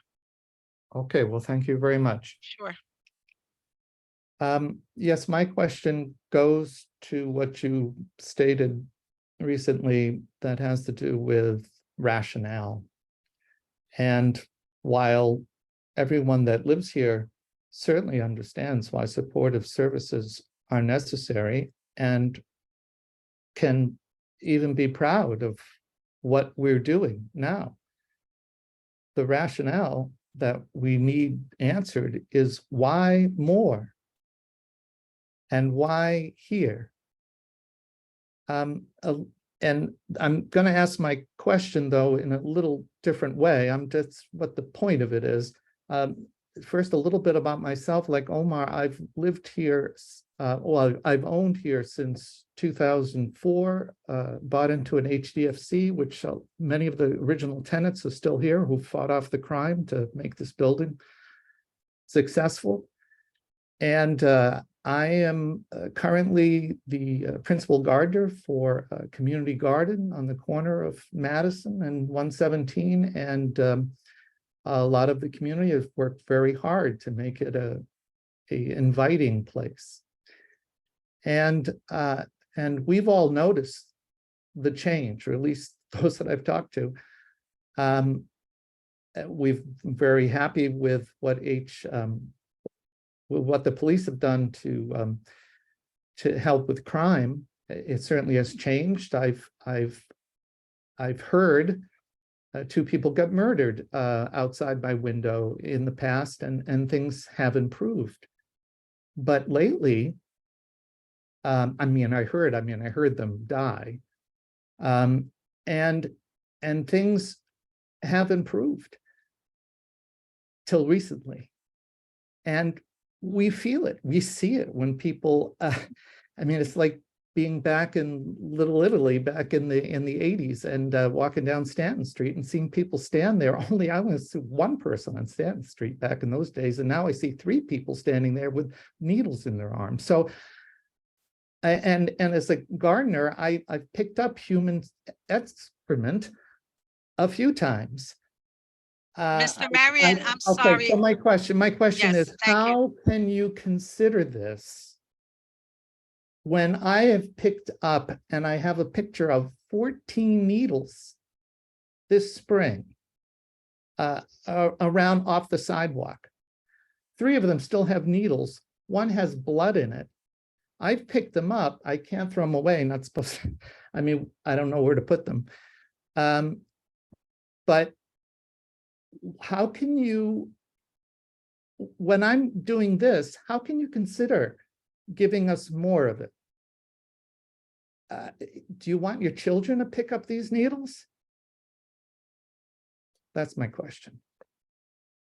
Thank you, Mr. Marion, for giving us your background and your question. If someone, I'm not sure that there's an answer to this, but if someone would like to answer Mr. Marion, as I Yeah, I said, can- yeah, I as I just said, like- this is the I can take a opportunity. first stab, Nielsen, Okay. and then I'll pass it to the team. Well, Thank you, I Tom. let me just be clear. Yeah. We're really running late here. We've given this project, and this project's going to have multiple opportunities to be addressed. So I want Mr. Marion's question to be answered, but I can't make it a 10-minute answer session. And I Got it. apologize for that. So if you could please address Mr. Marion's question, I appreciate the team can maybe more fully engage in an answer. If you want to send it to the community board, that will be happy to pass on or at the next meeting. But if you could just answer that, that would be, Like that would be 3-4 great. sentences, and then I'll pass it to the team. Right. Thank you, Tom, for your question. That's exactly what we try to avoid with supportive housing. We don't want to see more needles on the street. The services and programs that should be provided as part of this program should stop that. And with that, I'll pass it to Michelle and Dan and Diane. Yeah, thanks, Felipe. And I just wanted to reiterate that there's 341 units. 70% of the unit mix is for regular affordable housing that's going to serve individuals and households. It's a smaller percentage of supportive housing in this building, and they're going to be a good mixed income tenancy between the different populations. So I did want to emphasize that point. And I wanted to just make a comment earlier about community preference. You know how important that is. It's 50% right now. We can, as Felipe said, maximize that. And our team is also planning on hosting training sessions to work with HPD Housing Connect, because we also know that that can also be a mystifying process. And we want to make sure that we give the community as many tools as possible to be able to access the resources that they need to be able to access affordable housing. Thank you so much. And, and I want to apologize because it's not that I'm trying to cut you short. It's just that this has gone over long, and we have other presenters who, I feel that we really need to get to. So with that, I'm moving And on. we have to take an action item this evening. Right. Yeah. And with that, before Jason, I want to let Xavier ask his question, and then I'm going to segue and allow Chair Villanueva to take over this meeting. So I want to thank you all for your patience. Chair Santiago. Thank you, Vice Chair Nelson Rama, and having been our former chair as well, I applaud you and your leadership and everyone else, and Chair Villanueva. Also acknowledging our former Speaker of the City Council, Melissa Mark Peterito. Thank you for being in the space with us during that rezoning, which was extremely contentious. And what was shared with many during our refresher recently is that some of us were assaulted physically by that event when we advocated for permanently affordable positions within the community. I think that, and we do hear you. I have been, although I tend to stay away from the chat, I've heard all the comments. And I appreciate that. And this is not the only bite at the apple. And I think in recent memory, this is one of the few times we've been able to have a significant runway for engagement that is taking it very seriously. Your concerns have been heard. I have met with many throughout the community. I've walked these streets, the same streets that were written about by Piri Thomas. and seen and witnessed firsthand. We have engaged with Lantern in trying to create a community advisory council to deal with the previous issues. I think one of the things HPD and Human Services, if they could demystify, is having a community engagement forum over the summer to really pull back the curtain and show how the sausage is made, just like we did when Community Board 11 partnered with Cornet to create an affordable housing forum, which actually demonstrated how everything is financed. So obviously HPD receives funds from various sources and they get allocated, and that's how various affordable housing components are created over the course of a building's life. And I think that would be crucial if HPD would be able to commit to that, as well as engaging with the other organizations and block associations that are here. I think that would be fruitful to getting in front of this and to see if there's bandwidth and opportunity to, as this project is evolving and as we've been adapting with AMI and adjusting our modeling, to find a tenable pathway that is more inclusive to the community and our statement of district needs and requests over the course of time, including but not limited to the rezoning. Again, we are looking to really, with all of our publicly held land, to make sure that it is, one, not only permanently affordable, but also two, that it is allocating housing for those most in need. And those that I've shared with both Diane and Dan and others is that we were very focused on our senior population. We're very focused on homeless families who need that first rung of the ladder put back in, because NYCHA is not always a tenable reach at that point. So again, I ask to HPD, would you be willing to sponsor a forum this summer to really put, and we'll help coordinate a space and everything so we can really have a full engagement prior to going to the certification process with all partners. Hey, Xavier, thank you for placing the question. We will be open to have this conversation offline. Can we do that? A conversation to plan for a forum over the summer? I mean, yeah, we will need to have more details on what is the idea of this, what is the objective. As Angel mentioned at the beginning of the meeting, part of the process that led to the RFP for not only for the Team Valley Terrace, but also for the two sites that were highlighted as part of the neighborhood plan, and then the East Harlem initiative, and then we did also a lot of a very extensive community engagement piece prior to the RFP issues in 2019. So we did the community engagement piece was very robust. I participated on that. So additional engagement, and today we are participating in all these committee meetings, full board meetings. We've done a lot of engagement. We're not saying no to engagement, but we will prefer to keep this engagement at the committee level and the full board meeting. So before I say any answer, I would love to have a better understanding of what this idea of more engagement in the summer is. It might look, and yeah, if we can have a conversation offline, that would be great. Felipe, it's always an open door here at Community Board 11, always has been. But just to clarify before I conclude, is that we have been in a pandemic state for 3 years. And although some of us were plugged in, many have been and are still disconnected from the process. And I think it's important because many of our meetings, as you recall, pre-pandemic were public. Myself personally, even during the pandemic, was going out and still engaging tenant associations, block associations during 2020, even spearheading with Uptown Grand Central, the Open Streets program, which is the first open streets in Northern Manhattan. So again, what it's looking at is a holistic re-engagement that is more enshrined with how our city charter functions, even though we still have the extension of the EOs. So we'll have the offline conversation, more than pleased, but it's an opportunity to take a full bite at the apple and really show the, dare I say, serious nature of engaging and validating, and then saying, hey, we have these tenable solutions and we do take it serious. Not to say that they're not, but it offers us all an opportunity to be acknowledged, and that is the greatest pathway forward to success. That is my recommendation, and I look forward to speaking with you offline. Yeah, absolutely. Thank you. Is this engagement related with other like city-owned lots that are under HPD jurisdiction, and what the vision would be, or is this for the specific of these two sites? I would love for it going forward. I would love, anytime you engage the public, it's always to win. That's the beauty about our democracy, is that when you engage the public and you have full discourse, that's a win. Not everyone has to agree with 100%, but you come to consensus, and that's how you succeed.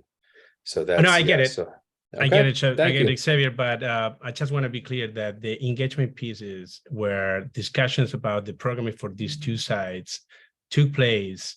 I get it a long time ago, many years ago, but we already did it. And the chances to change significant changes to the programming for this particular project are like very limited.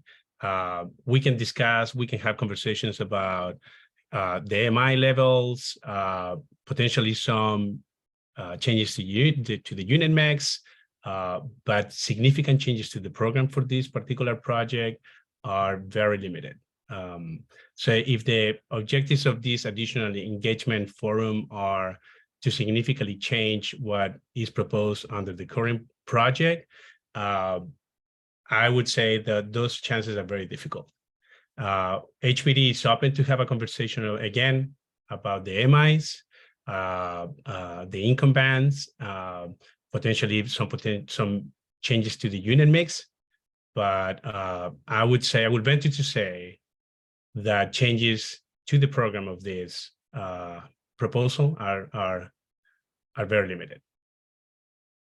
I appreciate what your sentiment is, but my offer is still being extended, and we look forward to having the conversation offline, and hopefully bringing something forward to the forefront, because again, it's very important. I don't want to take any more time. Yeah, but no, I think absolutely. it is important, and I've heard what you said, but it is, if this were being done in a room at Silverman or at El Museo or Museum of City in New York, we would be having a more fruitful dialogue than being virtual. And that is the point of this, it is about the person to person. So that is how we again accomplish much in a democracy, is by being in person. Yeah, so no, thank I you get very it. much. Thank you, Felipe. I'm gonna pass it back to. I think you made a very strong statement right there. And I just want to be clear that the engagement for this RFP process was done in person in many workshops. We did at least 3 workshops in person with great attendance. And we provided a lot of opportunities for really expand engagement and reach out to everybody in the community. So the results of these, of the RFP and the programs that we have for the 2 sites are the specific results of that really robust in-person engagement that we did in 2018, 2019. And again, and mind you, Felipe, I hear you pushing back, so I'd like to move the meeting along. I was there. I've been back on the board since 2015. And like I said in the beginning, I was one of the one who got assaulted at Mount Sinai. So I'm gonna push back politely and say, let's have the offline conversation. Yeah, let's do it. I hear some defensiveness. I was there and I engaged. So let's move on. Jason, I'm gonna pass the baton back to Jason. I'm gonna pass the baton back to you. Thank you very much, Felipe. We'll be in touch. Thank you, Sarah. Yes, we will. Thank you, Felipe. Gracias. Thank you all for your conversation. Most importantly, thank you, Nilsa, for chairing this portion of the meeting for me. Apologies to the members, as we will continue to push along with the conversation as proposed in the agenda. So Angel, if we can move the agenda along, I'd be greatly appreciated. Thank you to the presenters. And last but not least, to the public, please submit any of your questions and concerns to us in writing, and we'll ensure to get that out to HPD. And as Nilsa has constantly expressed throughout the meeting, this is pre-ULUP. This is even before they submitted the application. So you have a advantageous opportunity to continue the conversation and be a part of the process. So thank you all for your time, and appreciate the community participation. Look forward to seeing you guys at our next meeting. Thank you. Next presentation is another pre-ULUP info presentation. Apologies to this organization. As stated, you've seen, there was a lot of interest in the previous project, a lot of updating that the membership and the constituents need for the district as it relates to a project that was reviewed back in 2017 and where we're at today in 2023. So as always, it's of interest if you could be proactive in kind of just bringing about the fruition and where this project came from and why we're at to date. So then that way we can continue the conversation. And I'll turn it over to the presenters, which I assume is going to continue to be Philippe from HPD and I believe Chris Sorello from Ascendant. Is that correct? Do we have these people here tonight? So I here. Yes, I am we're here, here. Jason. I will be presenting James Chikov. If you can give me sharing access. Take a moment. I apologize for the tardiness on us going over with the last presentation, but that No being problem. said, the more proactive we are in these events in the pre-EULA phase, I need not tell you, hopefully it it alleviates some concern. We're not going to alleviate everyone's. Thank you for that, Jason. Can everyone see the screen and hear me okay? Yes. Sorry, give me one moment. Okay, great. All right. Good evening, everyone. My name is James Chikov from the Manhattan Planning Team. Of course, you've heard here from my colleagues tonight, Agatha and Felipe, and we also have William Cedric on as well. And we have members of the development teams working on this project who will introduce themselves throughout the presentation and Q&A. We are also grateful for the opportunity tonight to present an update of the Beacon project as it approaches the ULURP stage to the Land Use, Landmarks, and Planning Committee. So our agenda for this presentation, go through a bit of background, introduce the site, the project team, and then talk a little bit about the site's design, and then go into affordability programs. So to begin with a bit of background, as you've already heard tonight, the Beacon project came to be as a result of the feedback received during the East Harlem Neighborhood Plan, completed in 2016, and developed key recommendations to address neighborhood issues. One of the housing recommendations was to use public sites to advance 100% affordable housing projects with additional neighborhood resources, such as improving community facilities. So in 2021, the Beacon project was selected by HPD via a competitive RFP process to rehabilitate the East Harlem Multi-Service Center, also known as Site A, and provide housing on the surrounding parking lot. The Multi-Service Center is currently operated by the New York City Human Resources Administration. So this development site is located on East 120th Street, adjacent to the Wagner houses, between First Avenue and Pleasant Avenue. HPD is the applicant for this project, and the development team is working with us. The development team working with us is Ascendant Neighborhood Development and the community builders. HPD and the development team are aiming for ULURP certification during the fall of this year, 2023.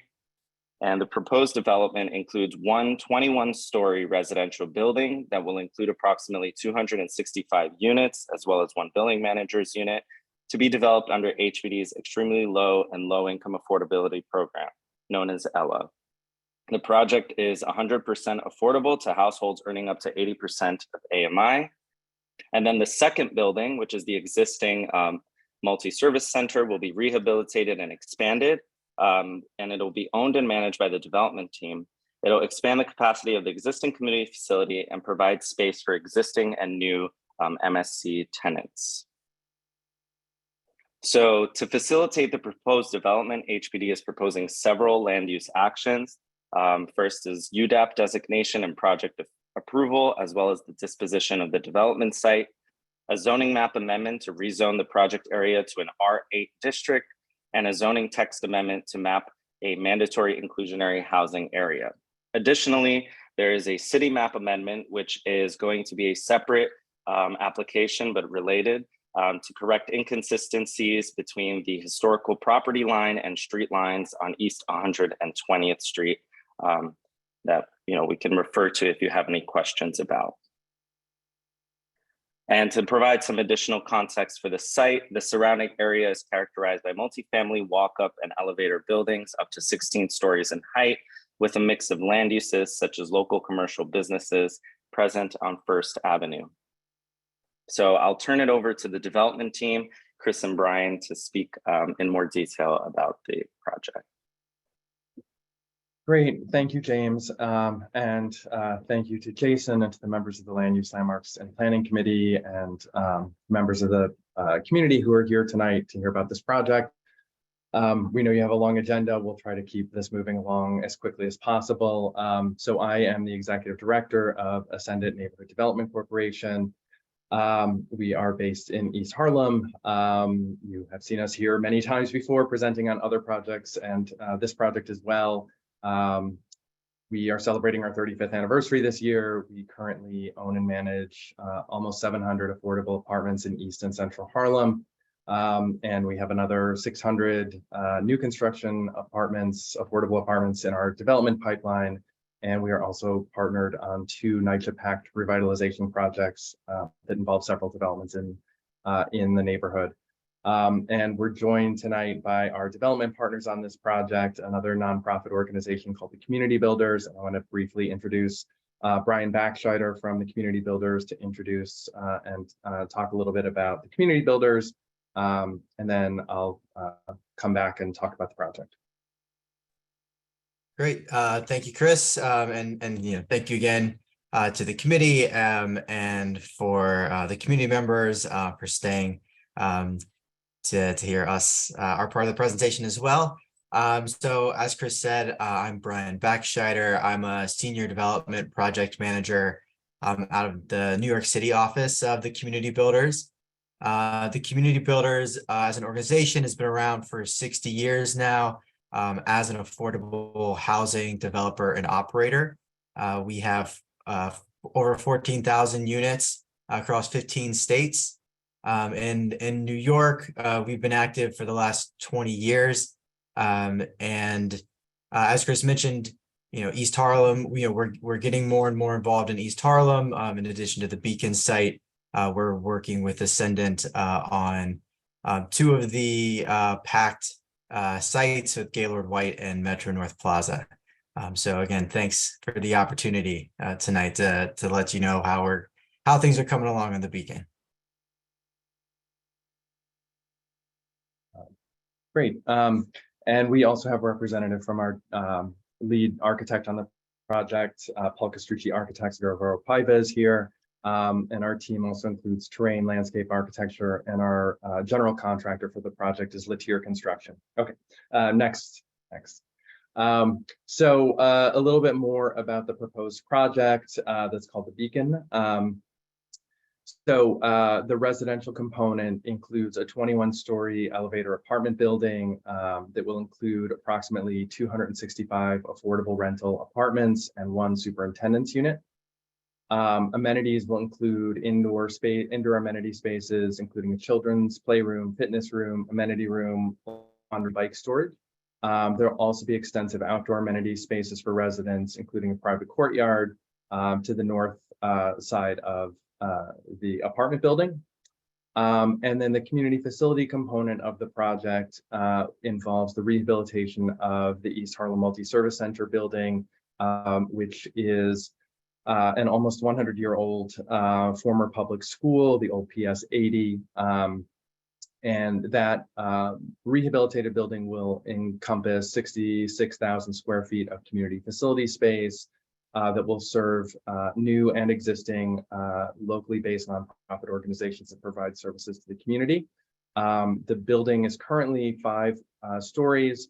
That will be comprehensively rehabilitated, and our plan is to add a 6th floor to the building, which will incorporate a rooftop educational greenhouse and a multi-purpose recreational space.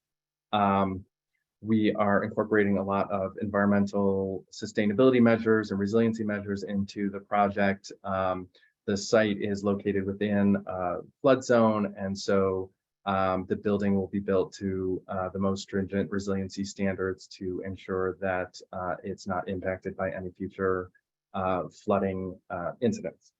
Next slide. This may be a little bit hard to see on computer screen, but we will be providing copies of this presentation to the community board afterwards. So this just goes into some detail about the various elements of the project, sustainable building design, We are aiming to achieve passive house design standards in both the newly constructed residential building as well as the rehabilitated community facility building. The building will be fully electric. I already mentioned the resiliency standards will be elevating the ground floor of the building. Mechanical spaces will not be in the basement, will be elevated either above floodplain or on the roof of the building. And the building has really been, kind of designed to maximize light and air and access to sunlight. And we're planning, as you can see from the diagram, solar photovoltaics on the roofs of both buildings. Next slide. So a little bit about the site, in a little bit more detail. One of our guiding principles in designing this project when we were responding to the RFP was that every side of the site needed to be active and engaged with the surrounding community. And so, we have looked at the building from the 120th Street side, which is the south side of the site, where the main entrance to the community facility is. That will also serve as the main entrance to the residential building. And so in the diagram, the portion of the site plan that is kind of shaded in sort of a brown or tan color is the community facility building. The area that's shaded in dark green is the footprint of the residential building. So the entrance is off of 120th Street. There is a lower rise, sort of mid-rise portion of that building that is between the community facility and the adjacent Acacia Gardens building, which is already constructed and occupied. And then the taller residential tower will be to the north of the community facility building and facing into the Wagner Houses campus, which surrounds the site on the north and east sides. On the eastern side of our site will be a walkway that we call Wagner Walk. It will extend from 120th Street into the Wagner campus and will provide direct pedestrian access across our site and into the Wagner campus. And so we have been having ongoing conversations with NYCHA about how to incorporate the design of our building and the Wagner Walk into the larger Wagner campus to coordinate any planned capital improvements that NYCHA has to the surrounding landscape and buildings. In addition to the Beacon project, there is a senior center operated by Union Settlement that is just to the east of our site, and there is a community center just to the northeast in the base of one of the Wagner buildings that is currently not being utilized, but for which funding has been set aside and the capital project is in the plan. And so we want to make sure that our project is coordinated with all of those and that we can make better connections between all of the existing and new tenants in the Beacon as well as in the adjacent NYCHA campus. We've also started engagement directly with the Residents Association at Wagner and are planning future engagement events to solicit feedback from Wagner residents on the proposed design of the project and the landscaping. And the image to the left, before we move on, is just an initial view of looking from the Wagner campus toward the residential building and toward the Wagner Walk, which passes under the building and then to the east of the community facility building. Next slide. Okay, so a little bit about the proposed unit mix and affordability. So I mentioned 266 affordable rental apartments. This project is being financed also under HPD's extremely low and low income affordability program, the ELA program. So we have a similar mix of AMI levels as the project that was presented previously. So apartments will be available to households at a variety of income levels from 30% of AMI to 80% of AMI. And we will have a mix of unit types, including studios, 1 bedrooms, 2 bedrooms, and 3 bedrooms. And I want to pause for a moment because one of the big changes that we've been able to make in the building in response to feedback that we got when we first presented in January of 2022 was there was a desire to see more larger size apartments in the project. And I'm happy to report that we have been able to do that. So the overall unit count in the project has gone up. Our original proposal when we presented in January of 2022 was 249 apartments. We are now at 266 total apartments. And the increase has been essentially in 3-bedroom apartments. So we have gone from, sorry, too many windows open on my screen. We initially had 23 3-bedroom apartments, and now we're up to 40 3-bedroom apartments in the building. Next slide, please. So a little bit more about the community facility building. Again, we're going to be comprehensively rehabilitating the existing multi-service center building. That will involve the temporary relocation of all of the tenants in that building out of the building during the construction process as a requirement of the RFP and a commitment of our development team working in conjunction with HPD, HRA, and the tenants in the building. We will work with them to identify temporary locations in the community so that they can continue their services uninterrupted during the construction period, which we anticipate will last for between 24 and 30 months, so 2 to 2.5 years, and then assist those tenants to move back into their rehabilitated spaces in the building. There are currently 8 nonprofit community organizations, and our team has been in contact with them since designation. A lot of contact with them. Our design team has met with and worked with all of the groups. We now have a really in-depth understanding of their current spaces, their needs, the ways in which the building doesn't work for them currently, and the ways in which we can hopefully improve their spaces and the overall functioning of the building moving forward. We believe we have enough space in the building not only to accommodate those existing 8 tenants, but eventually additional tenants in space that's not currently programmed. And so we will be continuing to come back to the community board and other stakeholders in the community and Wagner residents about what other types of tenants everyone would like to see in the space that we have available once we're sure that we have accommodated all of the tenants that are currently there. Next slide. Just quickly, we've presented on this before, but I mentioned the new 6th floor of the building will add additional floor area. This came from our initial RFP proposal, and we've had subsequent conversations both with New York Sunworks, that, which is a nonprofit organization that operates educational greenhouses around the city in conjunction with local schools, about establishing a greenhouse on the roof of the building that would work in conjunction with PS206 down the street. And then additionally, there'll be a large multi-purpose space on the 6th floor of the building, which was initially came about from discussions with PS206 during the RFP process about their needs and their lack of a dedicated gymnasium space, and their desire to have space for sports teams and basketball teams specifically to have space to have games. So the space will be useful for that, but it will also be able to host larger community functions, meetings, events. And so, as we continue to refine the plans, we'll come back with more details about that. But we're really excited about the flexibility of that space to serve not only the school, but other community needs. Next slide.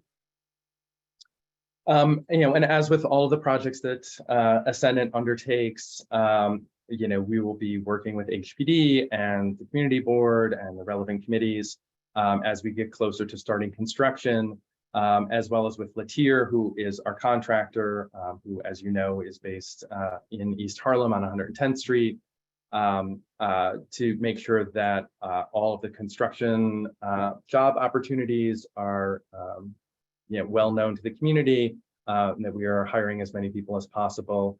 And then obviously any permanent staffing that becomes available in the new residential building, making sure that those jobs are made available as well to community residents.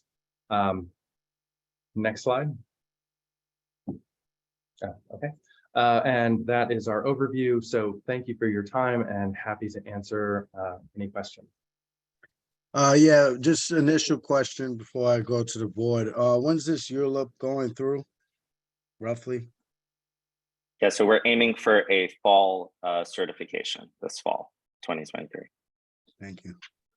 Now push it to the board members. Beverly Pabon. Yes, thank you, Chair. Thank you, Chris, again for the presentation.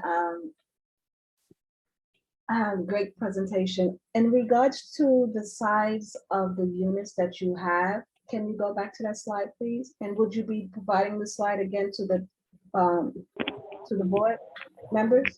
Yes. Yes, yeah, the whole presentation will be made available. Okay. I'm sorry, let me interject real quick, Beverly. To the board, to the community, to the district, to any and everyone listening, anything that gets presented in front of you through a formal process gets sent to us, and then we post it online under the CB11 website for active and even some projects that are inactive. So just want to make that as a blanket statement so we don't keep asking that question. Go ahead, Beverly. Yes, thank you, Chair. So I'm seeing that, again, the makeup of the size of the units, studios, 24%, 42% for 1 bedrooms. When this process for this project came up, it also came up with the prior presentation that we had for Timber Housing.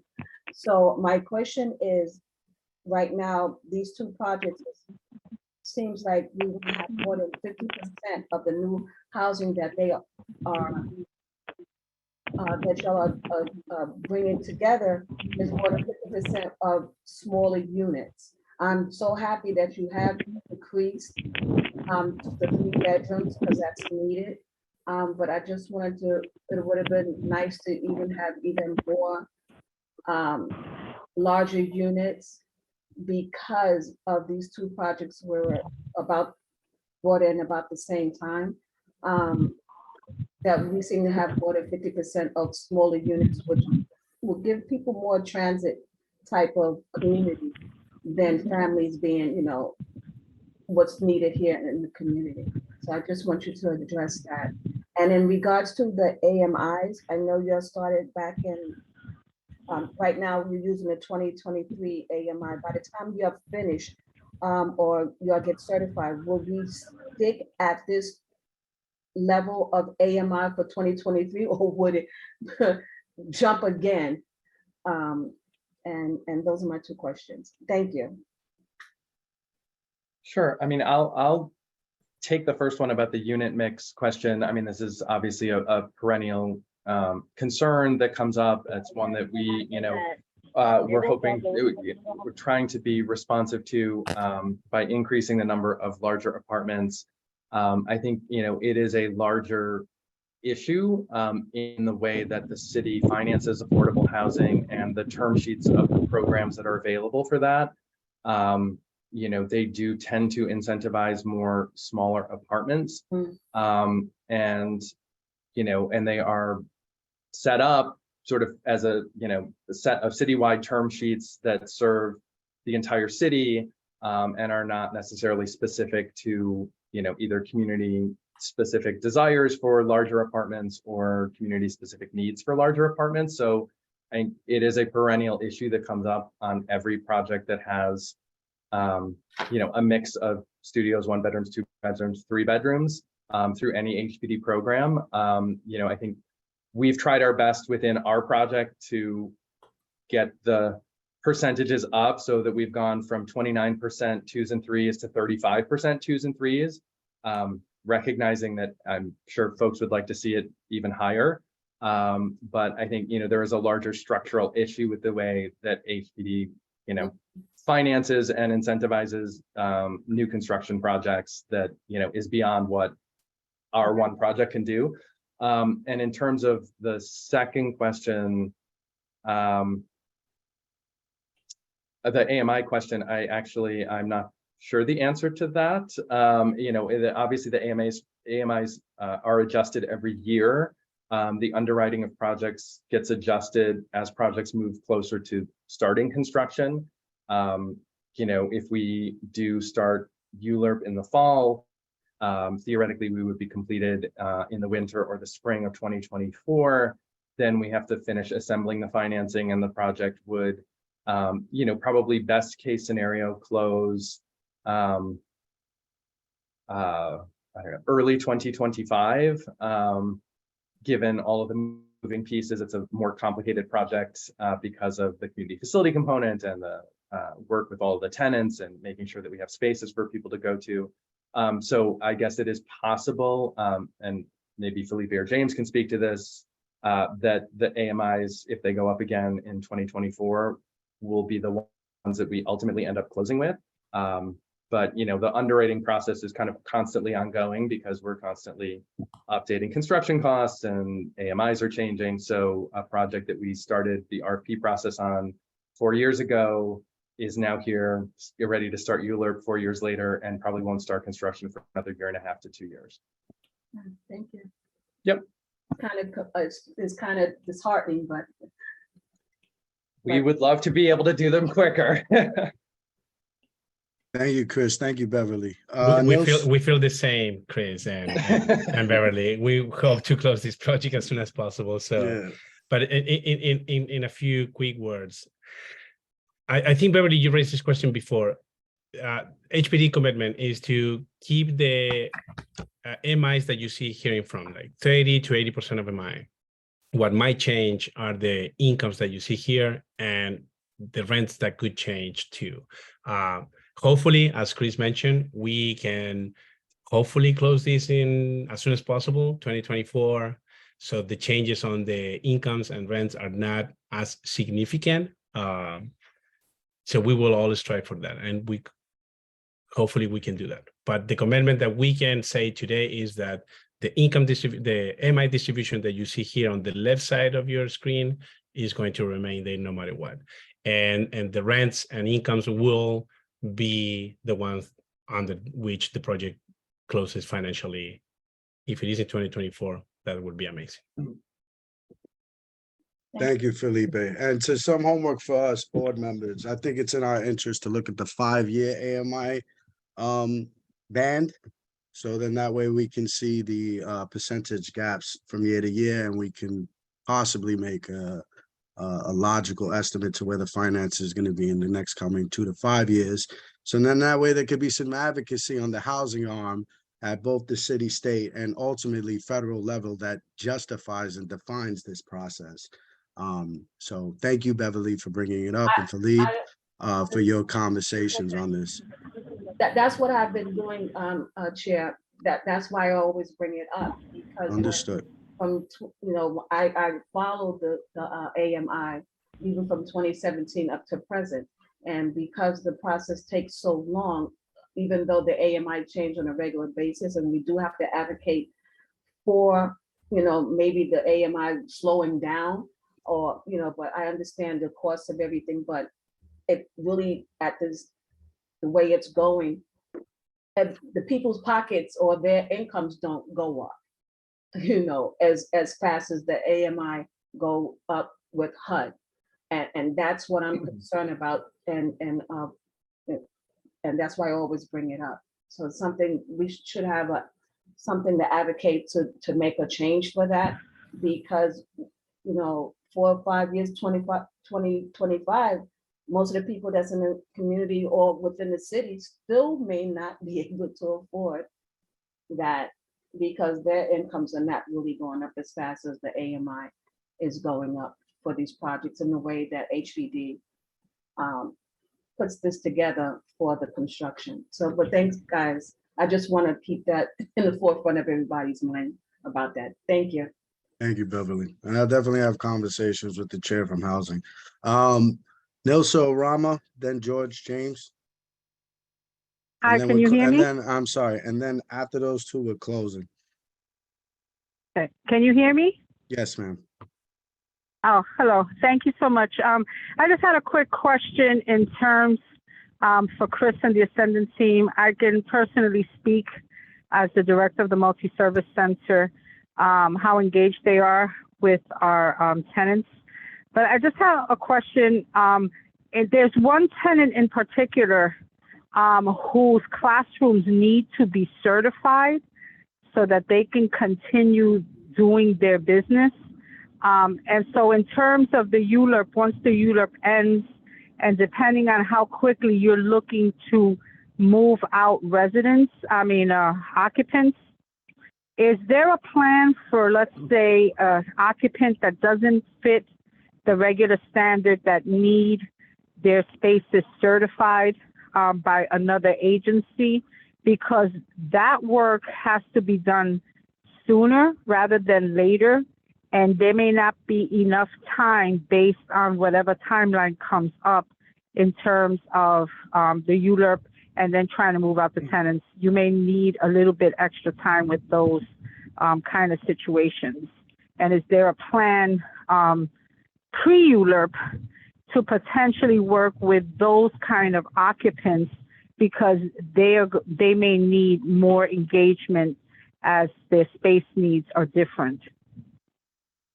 Yeah, I mean, and that's the information that we've been gathering from all the tenants. We recognize that there are a variety of different service providers who are funded through a variety of different programs from the city, state, and federal levels, all of which come with their own requirements. And that's why I was hedging about when I think we'll actually start construction, because, in a project that didn't have this component, and this complexity of 8 different groups that all have a variety of different requirements. If it was a vacant site and we had ULURP approvals and financing in place, we'd start construction as soon as possible. But we know that we are going to need to, make sure that any temporary space works for and is approved by both the tenant themselves and anyone that they need approvals from, in order to be able to have continuity of their programs. We also know from talking to the tenants that they have busy periods that happen at different times of the year. So in the affordable housing world, most projects close either in June at the end of the city's fiscal year or in December at the end of the calendar year for financing reasons. But starting construction on a project in the summer and kicking out the summer youth employment program right when it needs space is obviously not a viable option. So, those are all the things that we're still working through and trying to map out. But that's absolutely, all of that is on our radar screen. And that's why we have been engaging with the tenants for so long, and why I think, there will be an extended period pre-ULURP, during ULURP, and after ULURP to make sure that every tenant has a place to go to that works for them, that works for their funders, that works for their cycle of service provision. The last thing we want is for any tenant to be, out of compliance with their funders or out of cycle with what they need for operating their program successfully during whatever that interim period is when they're out. And then we want them to be able to move back into spaces that are also set up for them and, and approved for their use, so that they can come back to a space that meets all those requirements. So yes, absolutely on our radar screen, and we're happy to come back and do the whole circuit of committee meetings in the fall pre-ULURP to go into more detail, human services, economic development, and the other committees to make sure that we're kind of addressing all of those. Thank you so much, Chris. Yep, no problem. I appreciate your answer. Thank you, Chris. Thank you, Nosa. George. Yeah, I just wanted to remind people that in 2018, this committee spent a lot of time studying this site, studying the police parking lot site, and developed recommendations for massing and zoning and programming. And everything I'm seeing here is almost exactly reflective of those comments and those recommendations that this committee put out in 2018. Even the preservation of the multi-service center, it was definitely something that this committee recommended, even though it would add complexity and make this project more difficult. And it's happening. And as a planner who gets involved in the process of these things, it's wonderful to see what comes out of the end of the pipe is actually what people were asking for. And I just think, the work that you all do is important, and the planning work that goes into this is important. And I think we should appreciate I appreciate the development team and HPD looking at those recommendations and taking them seriously. Thanks, George. I appreciate the positive comments. Major compliment right there, Chris. All right, seeing no more questions, I'm going to close this portion again. This is a pre-rule of action. Sorry, does the community get to ask questions? Oh, sorry, didn't see your name. Who's this? Sarah Noda. Please Yes, answer I your have my hand question. up. Thank you. I have a question regarding the walkway corridor that you mentioned. So alongside, you have kind of a visual of it there. It looks like it will go alongside a tall portion of the building and then underneath part of the building. And I wanted to know what safety precautions you'll have in place for this walkway. I walk through the neighborhood and, you know, I feel like anywhere that it's a long corridor or walkway or anywhere that's covered, it will definitely, you will need something, whether it's security cameras or lighting, but I'm just curious what you have planned for that. Yeah, sure. That's a great question. And this is just an initial rendering. We have some other renderings. We're still working with our landscape architect and our design architect for the project to really, you know, come up with all the details here. But obviously, you know, our goal is to create a welcoming, well-lit, secure space, and not to create a space that, you know, people don't feel safe using, or that becomes a magnet for activities that people, you know, don't want to see happen. So, you know, what's not completely reflected in this rendering is that the ground floor space of the residential tower at this point is largely devoted to amenity rooms for the residential building and the residents of the building. So there will be a lot of glazing, there'll be a lot of large windows, there will be light and activity inside the building, activating that space. So it starts out, so if you see, it's a little hard to see on the diagram on the right side of your screen, but where the arrow is pointing, our site is the part that's sort of outlined. So the residential building is there. We have a 30-foot rear yard that's part of our site. And then the dark green strip is the Wagner Walk that I was referring to. So part of it is uncovered. Then it does go underneath the residential building, which is where those amenity spaces are.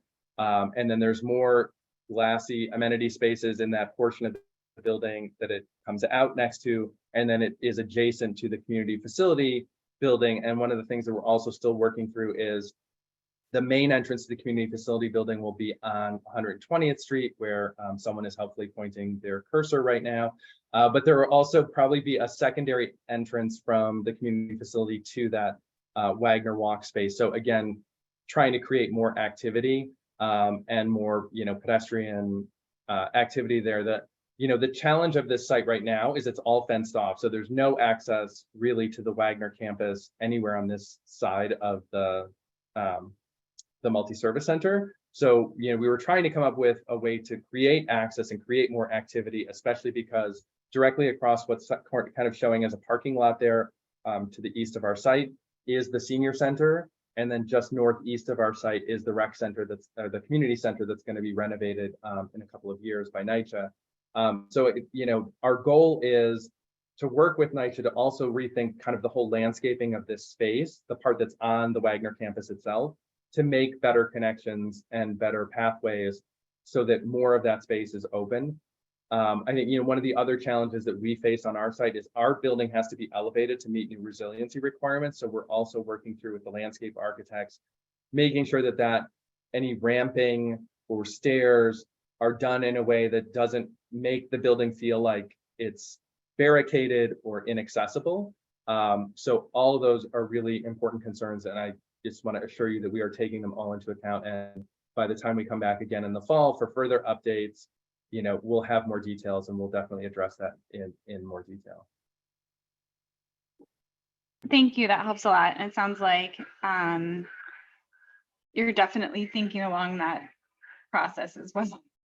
And I will just quickly echo, we don't really have to address it, but yes, the distribution of family units versus studio 1 bedrooms. It would be fabulous if it was more along the lines of 50% 2 to 3 bedrooms. But I realize that there's some difficulties financially there with that. So, yeah. But in the future, should it, should the opportunity arise, I would love to see more family units there. And Sarah, I could definitely speak as chair. If you've been a part of our meetings, it's something that we constantly echo as a board. Some of the standards that you're seeing even being presented to you as far as Ella and the advocacy with HPD is something that this district, this board takes very seriously in trying to ensure, and even your questions as it's related to site lighting and security. So I look forward to seeing you when the ULIP action goes into certification and we have to vote on this item. But I definitely noted the concerns that you brought up today. Chris, if there's I see no one else. Thank you, public. Thank you, members. Thank you, Chris. Thank you so HPD. much. Thank you so much, Jason. Thank you so much, CB11. Always a pleasure. Have a wonderful evening. Yes, Thank you to the community board. And we'll continue here to serve the district with the rest of our agenda. Thank you to all. Next item, please, care. Bye. Angel.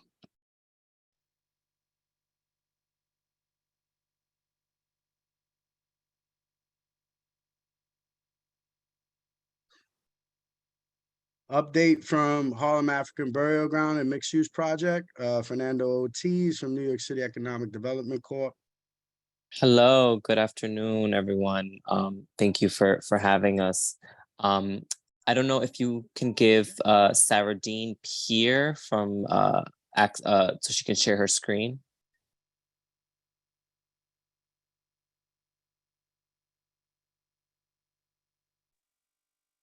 Awesome, perfect. Well, thank you all for having us today. My name is Fernando Ortiz. I'm with the New York City Economic Development Corporation. I am the Upper Manhattan and Bronx Borough Director. I'm accompanied today by my colleagues, Lena Ferguson and Sarah Dean Pierre. We also are joined by the Harlem African Burial Ground Initiative, formerly the task force, which I'll let formally introduce themselves, but we wanted to just give everyone a update on the Harlem African Burial Ground project. And before we dive in, I'll let Reverend Patricia Singletary, who's I believe is with us, and Melissa Mark Viverito say a few words. Go ahead, Fernando. I think the meeting's been going on long enough, but a pleasure to be here with all of you tonight. Perfect. Just wanted to make sure I gave you all that chance platform. So with no further ado, we'll dive straight into the presentation. We're going to talk a little bit about the background, project goals, and next steps. So if you want to go to the next slide, Sarah Dean.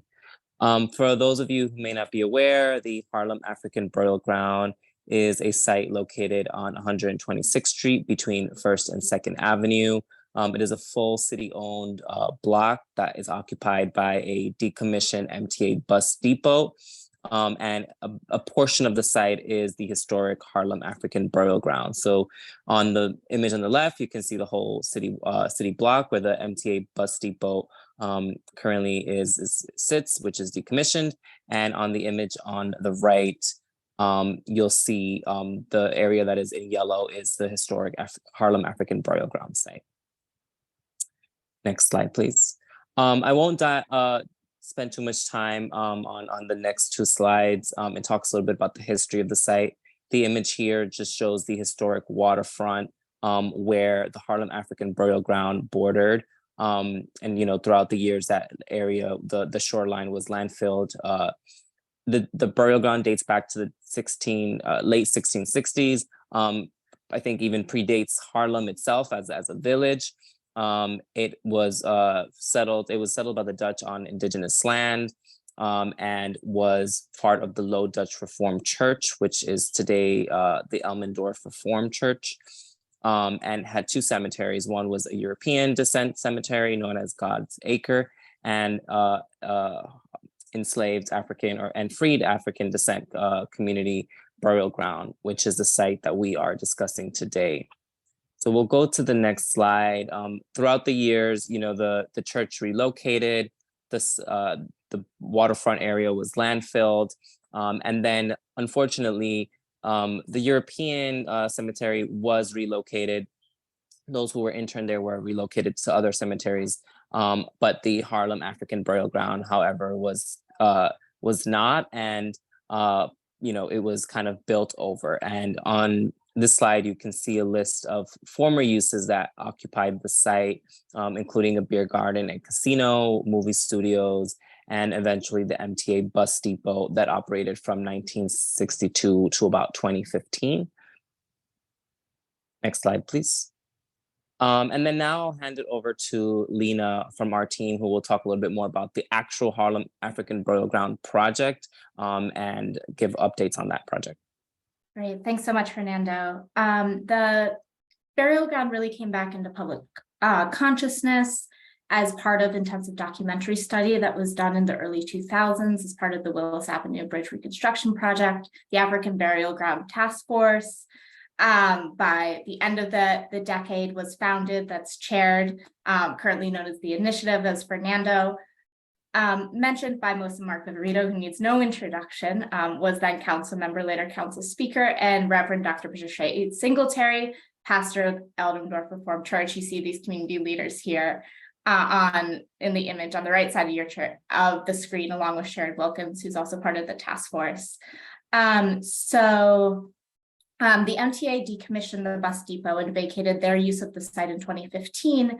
And thereafter, EDC became involved to both lead a redevelopment project and work with the task force, other city agencies on goals for that, as well as we commissioned archaeological fieldwork at the site at the time, which uncovered more than 140 what are called disarticulated human bones or bone fragments on the site, which reaffirmed the location of the burial ground at this location. Thereafter, in 2017, land use actions were approved through the ULURP process to facilitate a redevelopment project. Sarah Dean, if you could go to the next slide. Those project goals were memorialized through the process through a points of agreement letter. First and foremost, to establish a permanent outdoor memorial on the entire historic footprint of the burial ground, as well as an indoor cultural center dedicated to honoring and commemorating its history and those buried there. Alongside on the rest of that full Manhattan City block, a mix of uses, most notably mixed income affordable housing, as well as some job creating commercial uses, making sure the site is well connected to the streetscape for pedestrians and others, and to make sure we have a financially feasible project here that can support the cost of constructing and operating the Memorial and Cultural Center for the years to come. You can see some of the program details here at the end of the slide. So to realize the Memorial Cultural Center and the redevelopment project, we need to complete pre-development work on the site, which begins with archaeology.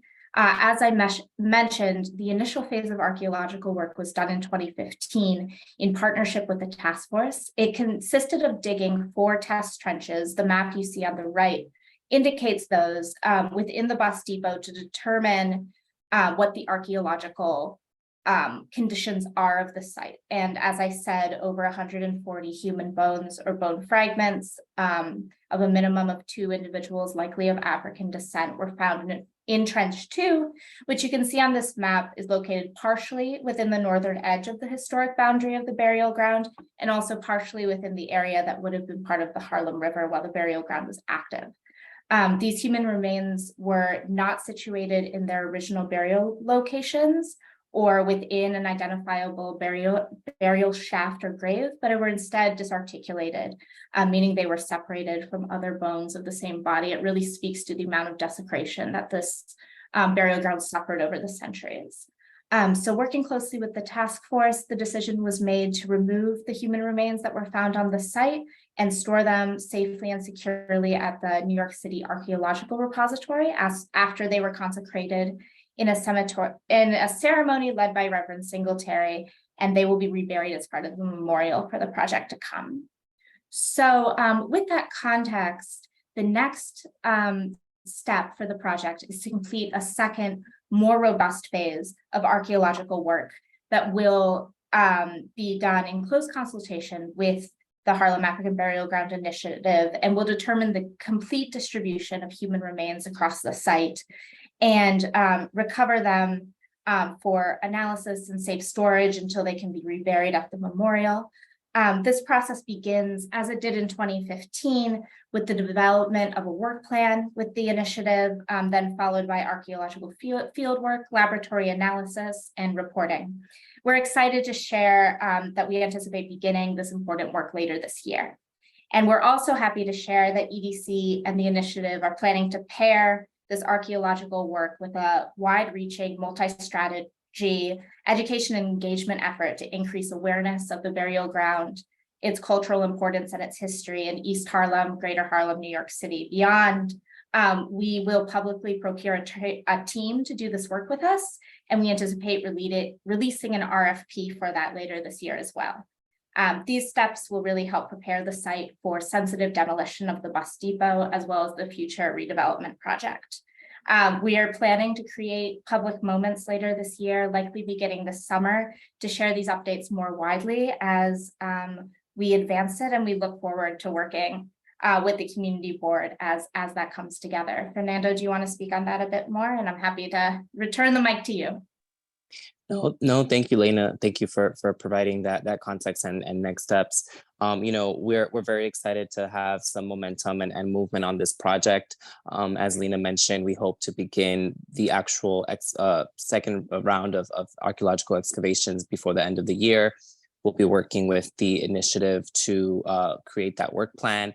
But also, we wanted to make sure that we came to the community board before the fall, before the summer recess, because throughout the summer, we're planning on launching kind of a social media campaign to create more awareness about this project and this site. So, we will definitely make sure to loop all of you in as well to any potential events or announcements that may happen throughout the summer, particularly around Harlem Week. We want to make sure that we have a presence and that the project, has a stronger presence throughout the summer leading up into the fall, and that folks in the neighborhood are informed about the next phase of the project. So wanted to make sure that the community board had a moment before we begin all of that to be briefed on what the next steps of this project are. And with that, I don't know if the initiative wants to add any comments or thoughts. I just will say that this is a long time coming. I remember when we started this whole conversation with Reverend Singletary. Boy, it's got to be over maybe 12 to 13 years ago at this point. But very excited. And it's actually very exciting to be here in this meeting because all the projects that have been discussed so far are projects that I worked very hard on when I was in the council. And obviously it takes this long, unfortunately, for things to be realized. But these are all wonderful projects that can serve the community in different ways. So I'm particularly excited about the Harlem African Burial Ground. Thank you, Melissa. And with that, Chair, we pass it over to you if there's any questions for us. Thank you all. Seeing no questions from the members, George James, and then we'll go to the public. My question is about the program for the development part of this. Initially, it was about 1 million square feet when it went through the process, and about 300,000 of that was for commercial uses, including an office component and 4 stories of what was called destination retail.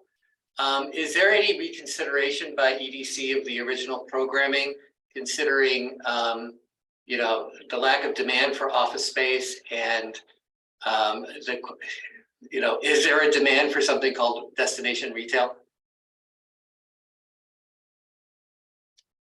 Fernando, do you want to start off, or do you want to? Yeah, I think to your point, and to Melissa's point, this has been a project that, this points of agreement was established in 2017, and a lot has happened across the world and definitely in our city from then. I think any decisions to change any of that will be part of a larger conversation. I think the focus right now that EDC has is to ensure that the burial ground aspect, the memorial, the cultural center is addressed.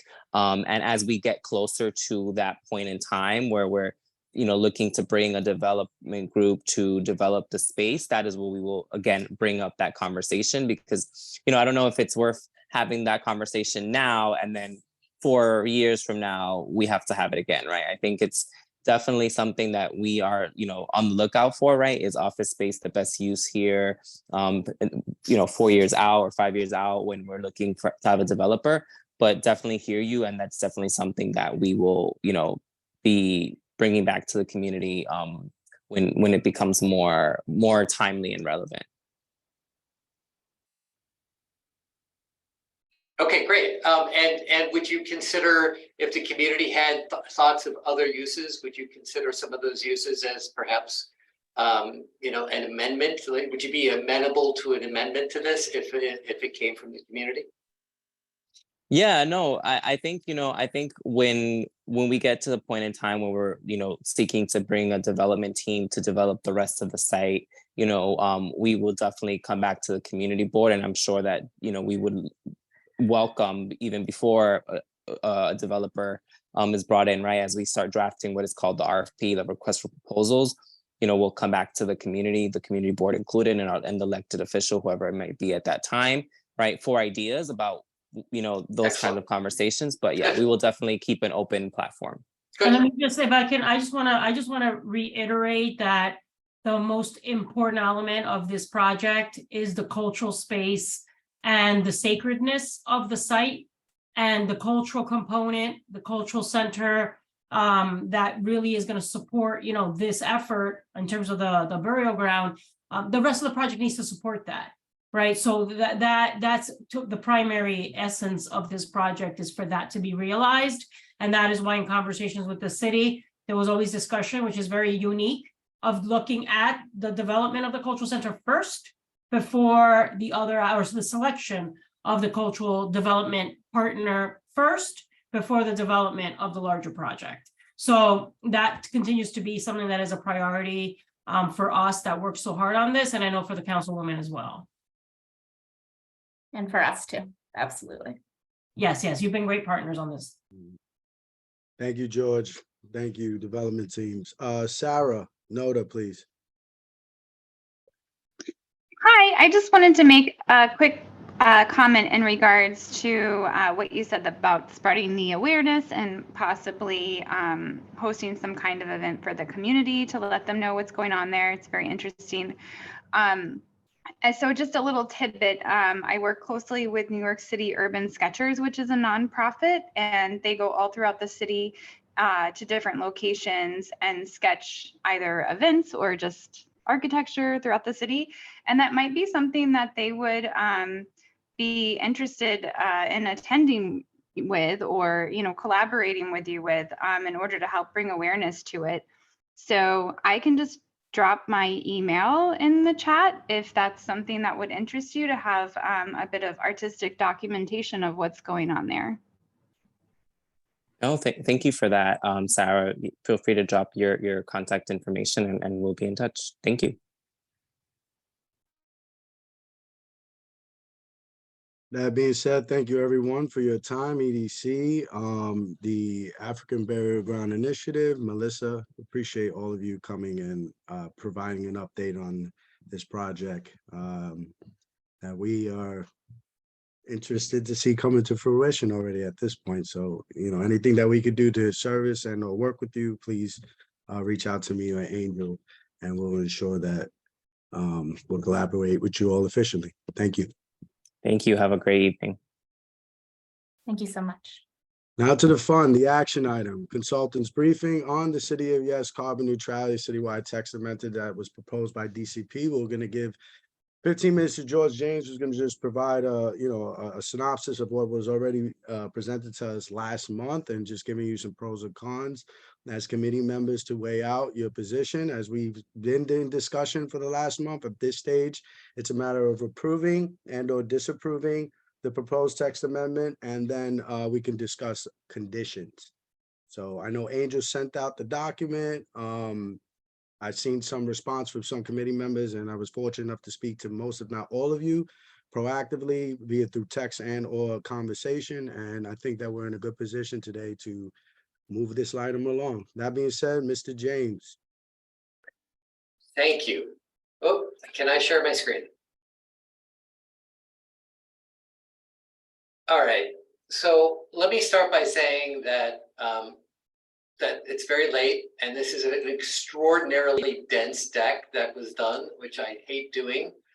So I'm gonna actually just do, unless people really want to get into the details or you can ask questions, I really want to just do highlights of this and skip around. Unfortunately, I got to get my computer to respond to me, and then we can start. Okay, so there's this text amendment that is out right now, and I summarized it in the deck. It's broken up into pieces, which you've already heard from Jose, and I'm just going to talk about some highlights. All right. Most of it is going to be about, most of the things you will see is about the solar, right? And the idea that you have solar canopies everywhere as of right now.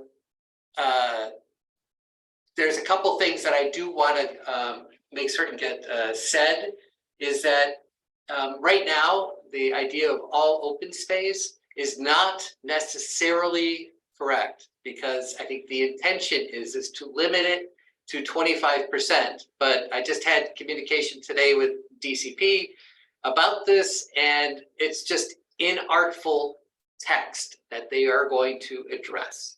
And that the idea is that it wouldn't cover all open space. It would cover 25% like it would rear yards, or at least that's my understanding. We should wait to see the text. Okay, another thing is that I'd like to talk about is the size of the bulkheads, right? So not only do we put canopies on top of the roof, this is a building under our current regulations on the left-hand side, and this is a building under the proposed regulations on the right-hand side. Because not only can we have the solar panels everywhere, but the sizes of the bulkhead increases dramatically. Right now, basically, you have a bulkhead that in this district can go up 25 feet, cover 25% of the building coverage. Now it can go up to 40 feet and cover 30%, plus another 20% that goes up 15 feet. So when you add it all up together, it's a substantial increase in volume of the amount of stuff that can go on the roof that exceeds the building height. So this is the view from the street. This is an R7B building, which East Harlem has a few districts of. So that's a fairly, we've been talking a lot about the solar panels, but the bulkhead increase is not small. There are also some things we should talk about. This building that you've seen here, Chris presented it a few months ago. It has the solar panels overhanging the setback. That has been dropped. That is no longer in this application. The setback, or the solar panels, need to respect the setback from the street. And also, one of my concerns is that commercial non-accessory solar would be something that would become common, but that still remains a commercial use if it's over 10,000 square feet. So it's very unlikely that commercial non-accessory solar would become common, and that in fact most people will be using accessory solar. Okay. There were changes to the green wall, which essentially gives you a 5% bonus for a green building. And I'm not going to go into the details of this. And then there are a lot of relatively small changes for accessory uses and new permits, which, again, it's not the big stuff. And I'm going to get into just thoughts for you to consider as you're considering this, this recommendation. Oh, okay, so my thoughts and consideration on this, and I think most of the changes proposed, they're reasonable responses to changing conditions.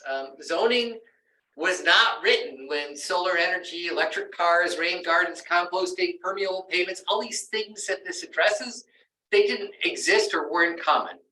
And we need to have responsive regulations when the world changes. This is a good thing to do.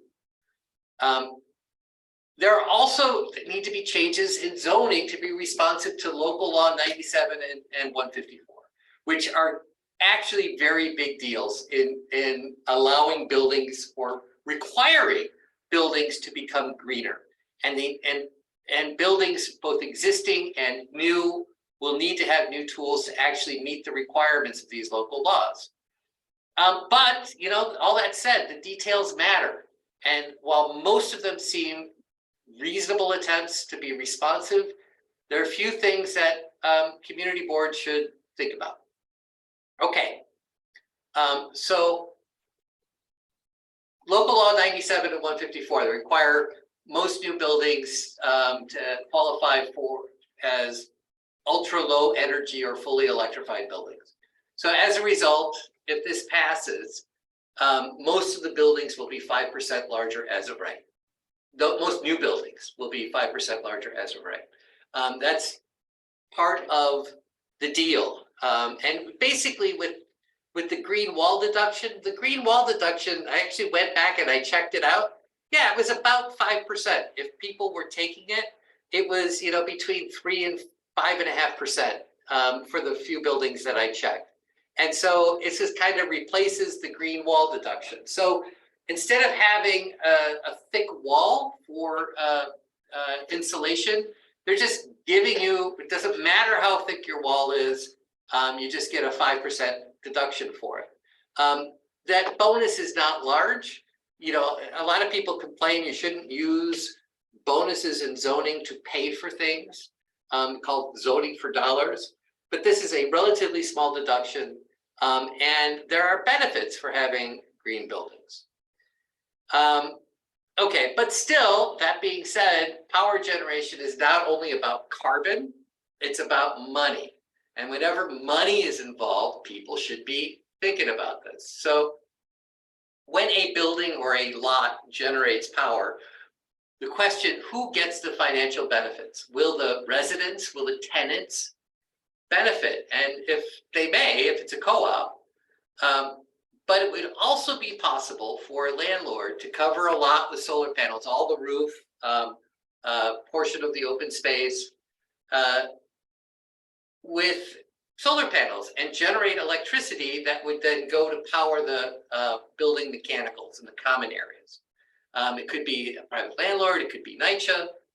And in this scenario, most tenants would not see a direct benefit, and their rooftop access or rooftop space would be used for power generation and the open space as well, or at least some of the open space. And, you know, the concept of environmental justice is people who are affected by the use should also see the benefits of the use. And, you know, the question is does a lower carbon footprint count? And it may, but I also think that people would also like to see a lower electric bill. But, you know, that's something for you all to consider. Another thing to consider is, you know, the transition to fully electrified buildings and vehicles may outpace green electricity generation. And this is really not so much about this application, because this application is about green electricity generation, but it's still something for you to think about. So currently, the vast majority of electricity we use in New York City is generated through fossil fuels. And in the summertime, when we use a lot of electricity, we use peaker plants, plants that are only used when demand is high to generate that extra demand. And those peaker plants are usually the dirtiest source of electricity we have. And so as we transition away from oil and gas and to electricity, there actually may be a period of time, a relatively short period of time, where there is worsening air quality as the green generation starts to pick up. And this, as the applicant, the city has not, to my knowledge, has not acknowledged worsening air quality as a possible short-term impact, and so therefore there's no mitigation plans for that. And then another thing to think about, there's a proposal to change the definition of floor area. And there's two sections that are being deleted, which essentially says you can't wall off or close off a portion of the building, saying that it's inaccessible, and then use that floor area elsewhere. This was in response to actually it happened. People would acquire a landmark, they couldn't demolish it, so they essentially walled off sections of it or portions of it and then reuse that floor area in a building, in a neighboring building on the same zoning lot. And they wanted to, the proposal is to delete that. And that raises some red flags to me because you know, the DOB has stated that they do not regulate the amount of space claimed for mechanicals for reasonableness. So would there be a loophole at some point in the future that unused mechanical spaces become actually used spaces within buildings? It's something that I don't know that sections, deletion of these two sections has been fully thought out, or we fully understand what it will do. I worry that people may overbuild mechanical spaces, make them larger than what they need to be, and then try to convert them to other uses at some other point. And that's not as crazy as it sounds. You know, the courts have said that essentially you can build your buildings with as much mechanical spaces as you want, not necessarily what you need. Okay. Yeah, so now you can have rooftop greenhouses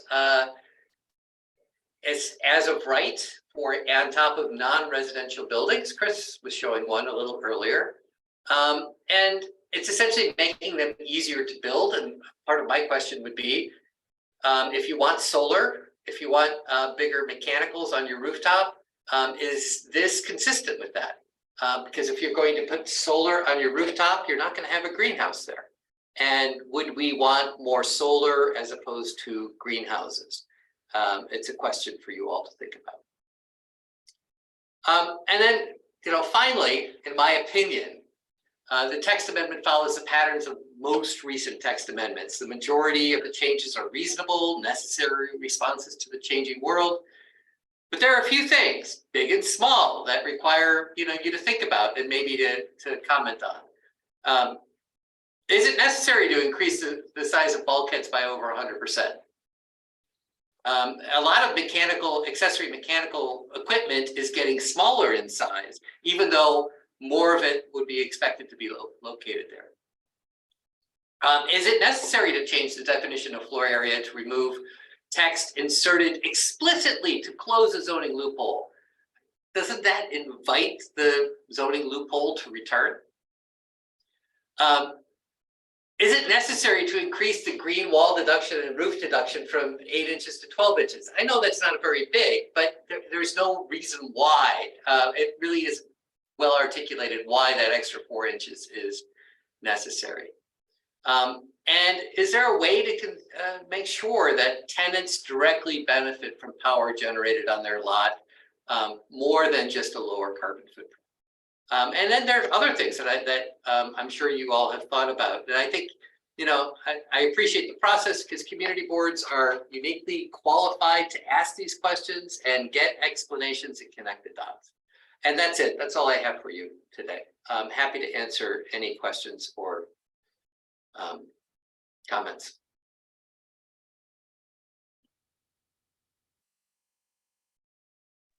Thank you for your presentation, George. Beverly Pabon, question.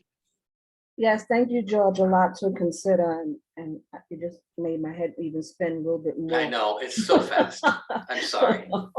Okay, so my thing is, with the increase of the bulkheads, yeah, is it any issue regarding the weight that's on the buildings? If they have these bulkheads, and in these bulkheads, would they also be used to have the battery storage system in them also? You did answer the other questions that I was asking. Can you have solar and mechanics and a greenhouse all on the same roof or something like that? But you can't have all of them like in different sections of the area. And in regards to this text being changed, are these texts going to affect the energy buildings, the energy supplier buildings also? Like if Con Edison owns a building, do they get to put any of these taxes affect them? If Con Edison has property, like you said, the pica plants, do they get to, does it affect their pica plant properties at all? Okay, so, well, first of all, on the last one, Con Ed isn't treated any differently than anybody else. These rules apply to everybody equally. They would, their peaker plants are generally heavy industrial uses. And, I know that they're trying to phase these things out, and over time, hopefully they go to zero. But there's nothing directly in here other than if we generate more electricity and allow it to be stored, there's far less need for them, right? And so you do really want to get rid of them because it's really bad for air quality. So they're not really treated any different than anybody else. About the solar and the roof and the greenhouse, you could do both, but I just don't know why you would, because the plants need the sun and the solar needs the sun. And so, it's not illegal to do both. You would be able to do both. And then your first question, Beverly, was? Regarding the weight of the right. mechanics on the buildings. So that would be, yeah, right. That's not directly addressed in zoning, of course, because it's a building code issue. And, I have a lot of complaints and criticisms of the Department of Buildings, but they generally take safety issues very seriously. Mm-hmm. And so some of these things are very heavy. You're absolutely right. And some of them needed to be, they used to have to go through a special permit process. And now the idea is to make some of these things as of right. But if they're as of right, they still need to get a permit and pass building department inspection. So I'm not an expert on the structural part of this, but I do trust the Department of Buildings to take it very seriously. Thank you.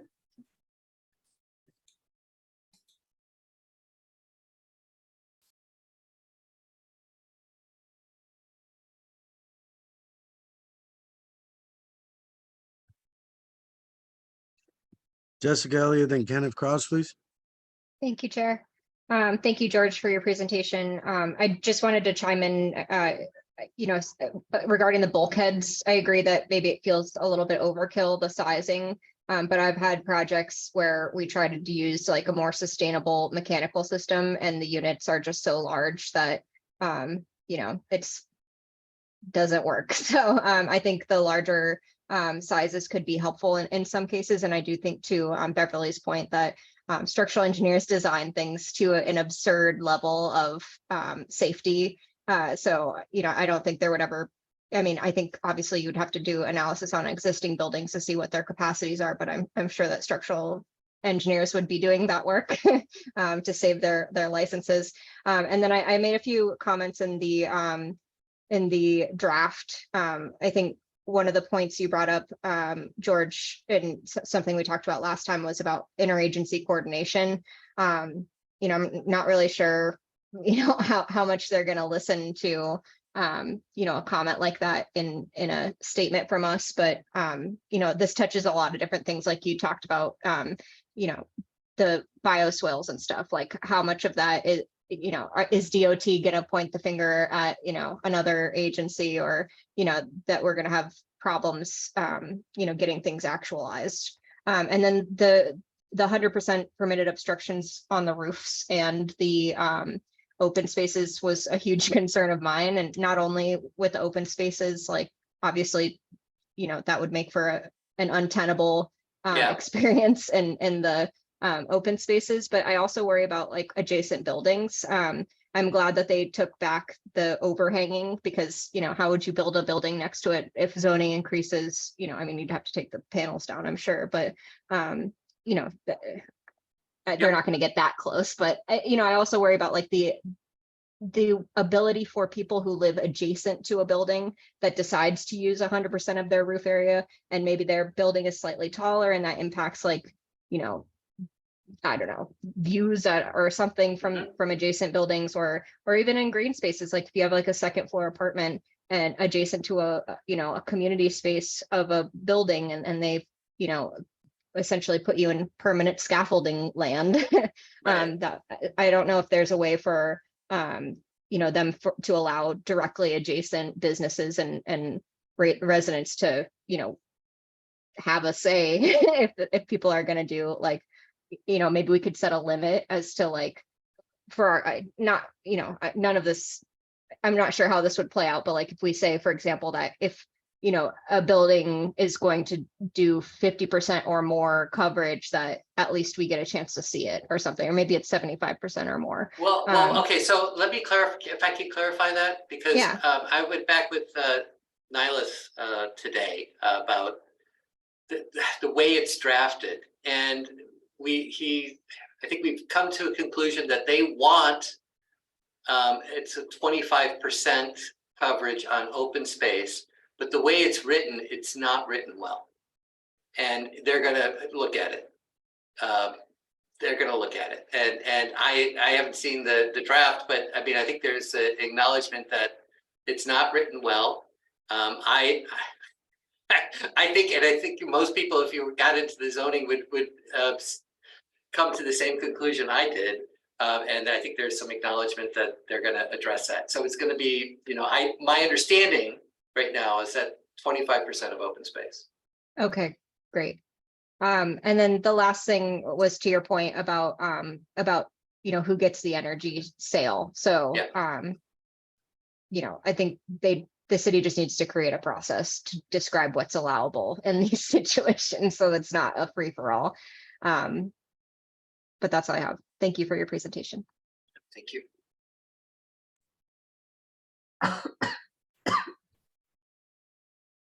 Kenneth.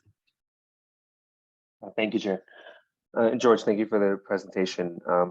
I want to hit upon a question that we asked DCP earlier, and I kind of just want to get your perspective. So it does seem as if the way these proposals are kind of liberally construed, that there is a real incentive to use solar panels or solar power for vacant or underutilized spaces. And I do agree with DCP that at least at this point today, it's not really feasible that, we don't really have to fear that solar panels will be used instead of, say, building new affordable housing. But my concern, and I just want to hear your professional perspective, is that either A, do you think with economies of scale and the continuing production of solar panels, or say just, let's say the city's plan unfolds where we want it to, right? Would there be a point where solar power becomes so inexpensive and so accessible, which could be a good thing, but could also really mean impeding the development of affordable housing, or even restricting new housing, or otherwise stunting the potential for new developments of spaces in the community in favor of how profitable a solar panel or generation of new power might be. And I guess this sort of also dovetails into Jessica's point about how that power might be used. So I'm wondering if you think that's a possibility down the road, so even like 5-10 years from now, like for community members long term. So I will tell you that before when we first started this, it was a major concern of mine. And one of the really kind of esoteric things that is addressed in this text, which I think makes that much less likely, is that if you're going to do commercial solar power, meaning you're generating power on a lot and you're selling it to the power company, that is still use group 6. That is still a commercial use if it's over 10,000 square feet. So that means, like, if you're in a marginal, like if you're in a part of town where housing is, not a slam dunk, and you wanted to do a 21st century taxpayer on this by generating electricity, you could do it if it was commercial, but you couldn't do it if it's residential, right? Unless it's like a 1/4 acre in size, which is too small. That'll be too small for, forever to actually use that. So, ultimately, this is going to be an option that people can put on top of their buildings. It's very likely that new buildings will take this option, considering the requirements of local law 154, which is going to be, that's going to require all electric buildings. And the way the costs work now, it just makes a lot of sense to put solar panels wherever you can, because you're going to need all of that electricity. So, for the building, not to sell to anybody, right? It's going to be, you're going to have to use it for the building. So I hear where that was coming from. I was at the same spot, but I think the details in the text are such that it's going to be like, yeah, that's not going to happen. Thank you. That's helpful.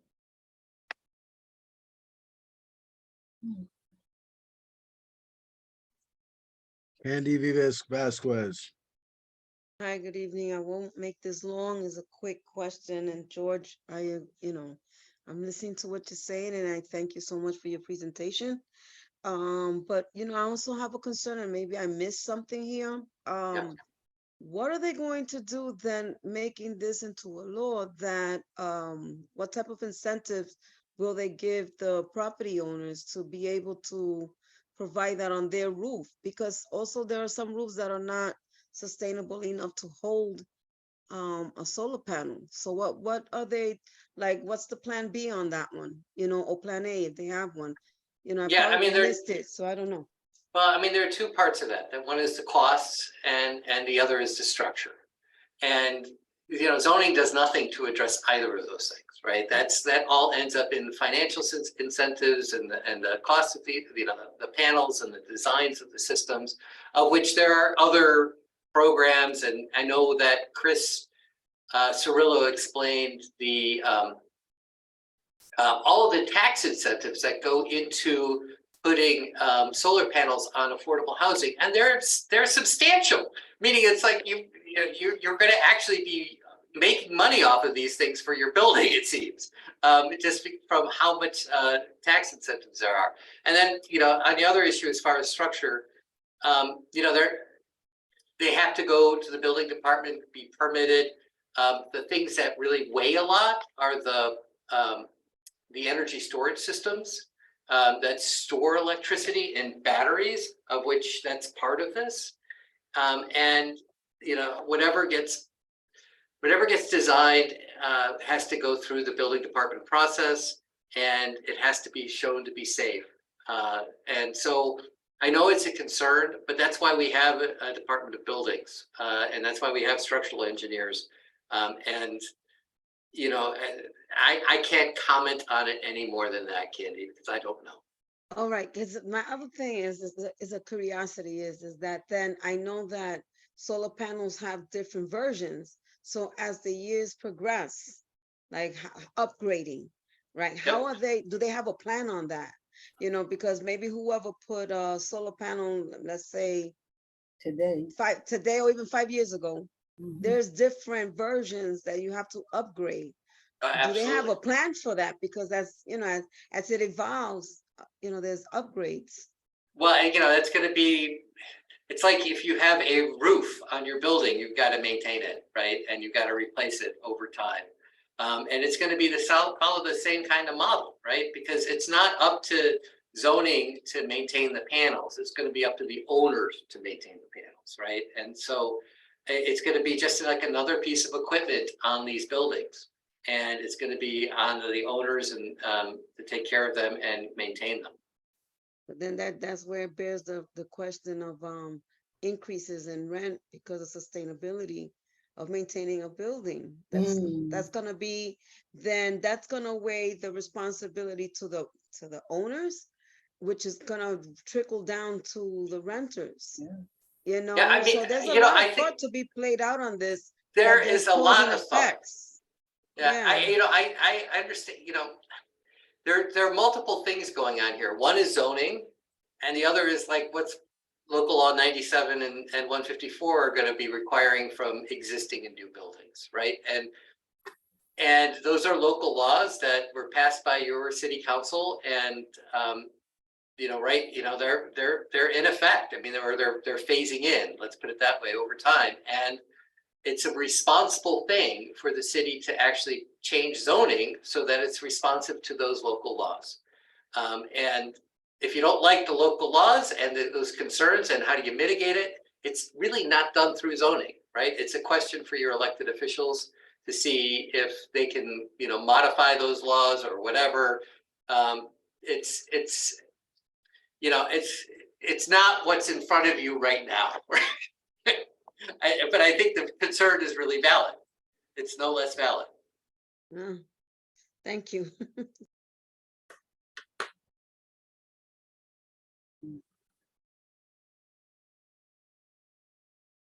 Thank you, George. I see no more questions from the committees. DCP, do you want to make a comment before we move into motion?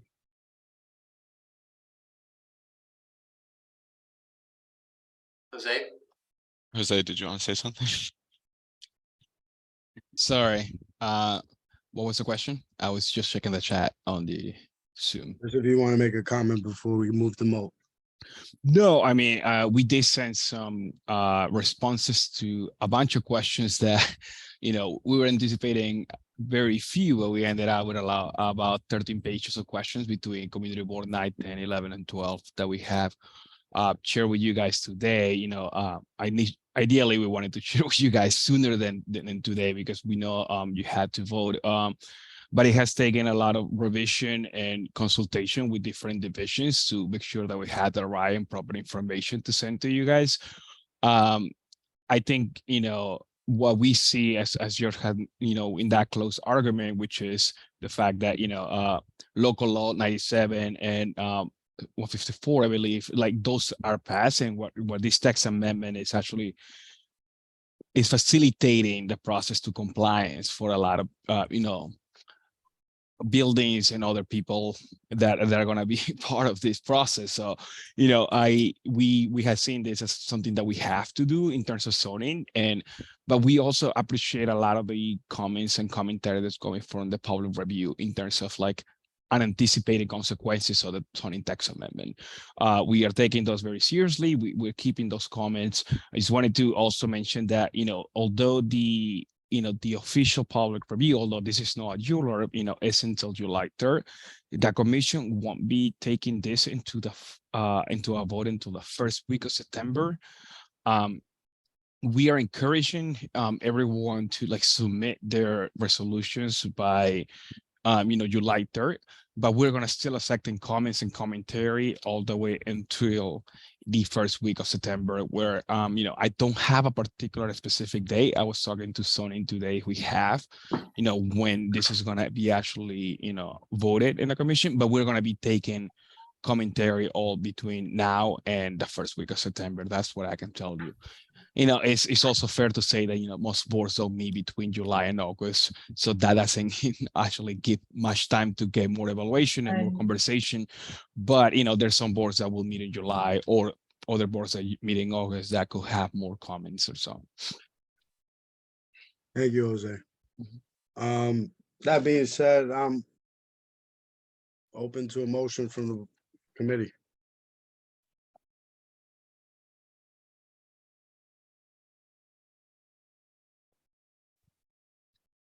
Jessica Elliott. I'm open to. I'm sorry, Jessica. Angel, if possible, can you put up the document that went around and I seen some of the members commented on? If you get a moment. Sure, just give me a minute. And the reason I'm doing that, Jessica, is in the event that you guys want to add conditions and or remove conditions with your motion of approval or disapproval of the amendment as proposed. Yep, and while we're waiting, I think I made 3 potential conditions. I'm not sure how they would ever be enforced as usual.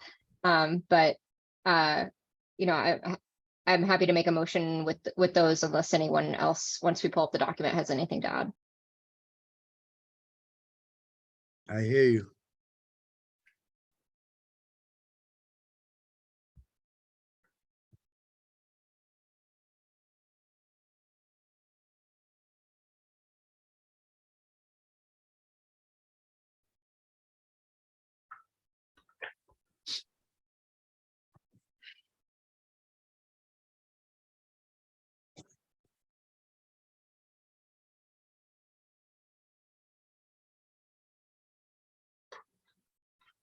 You can proceed, Jessica.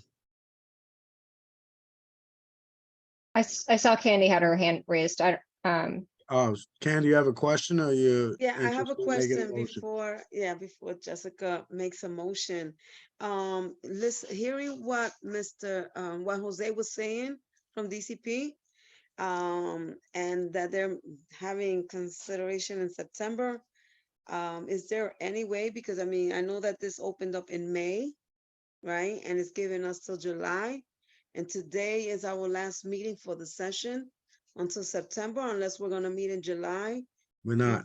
Okay, so then I would like for DCP to give us at least September, whatever time they feel like extending it, because in reality, like he did mention, July and August, we're not meeting. I don't think it's fair to give us just this amount of time for us to come into a decision whether we're gonna approve or not, support or not.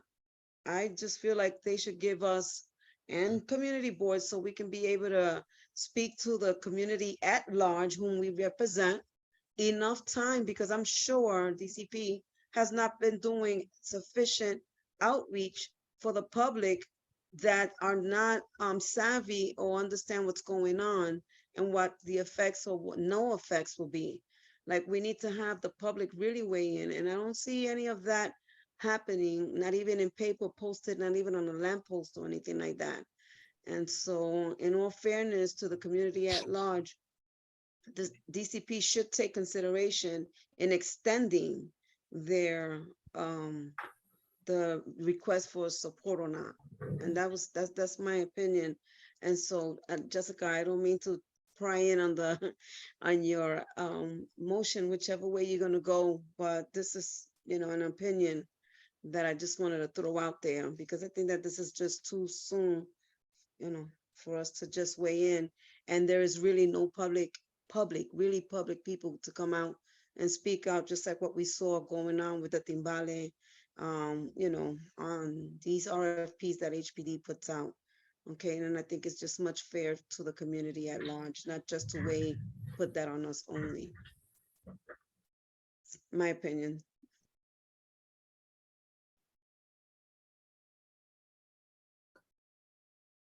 I agree. Should have more time. Thank you, Candy. DCB, do you want to respond? Yeah, no, I mean, I just wanted to highlight the fact that we had done this public outreach starting back in May with info sessions similar to the whole city of Chess. It's part of a whole holistic citywide tax amendment. This is the first one that's coming to you. We had a citywide info session also on the economic opportunity yesterday. So we had 2 info sessions. Oh, sorry. For this specific tax amendment, we had a briefing with the community board last month on this. And we're trying to be as responsive as possible with the questions that we're getting from the community. It's also 59 community boards and only just one small and mighty team that is working on trying to address all these questions. As George has mentioned, he was working with Niles, and I'm also been pestering Niles and answering these questions because he's so uncoordinated with a lot of the other city agencies and trying to get these answers. That being said, there is only one public hearing in September, which is, September 13.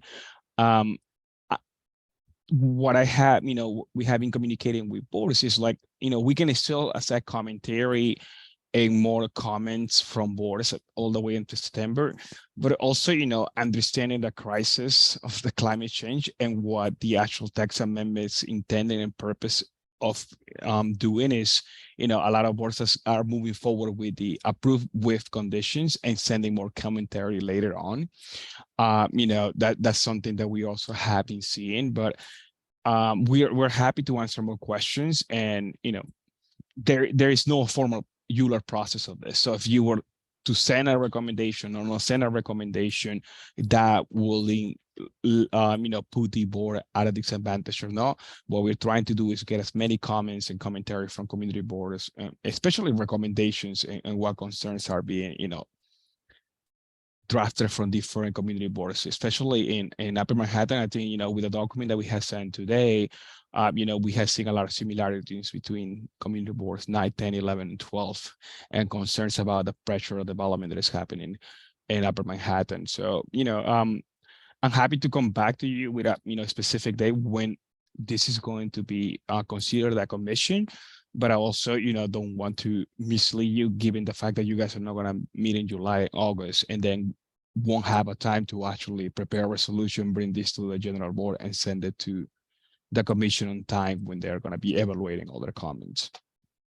But, as far as like the comments that we got up to like last week from you guys, like those have been shared with our team and with the other city agencies, and they're aware of those. Beverly. Yes.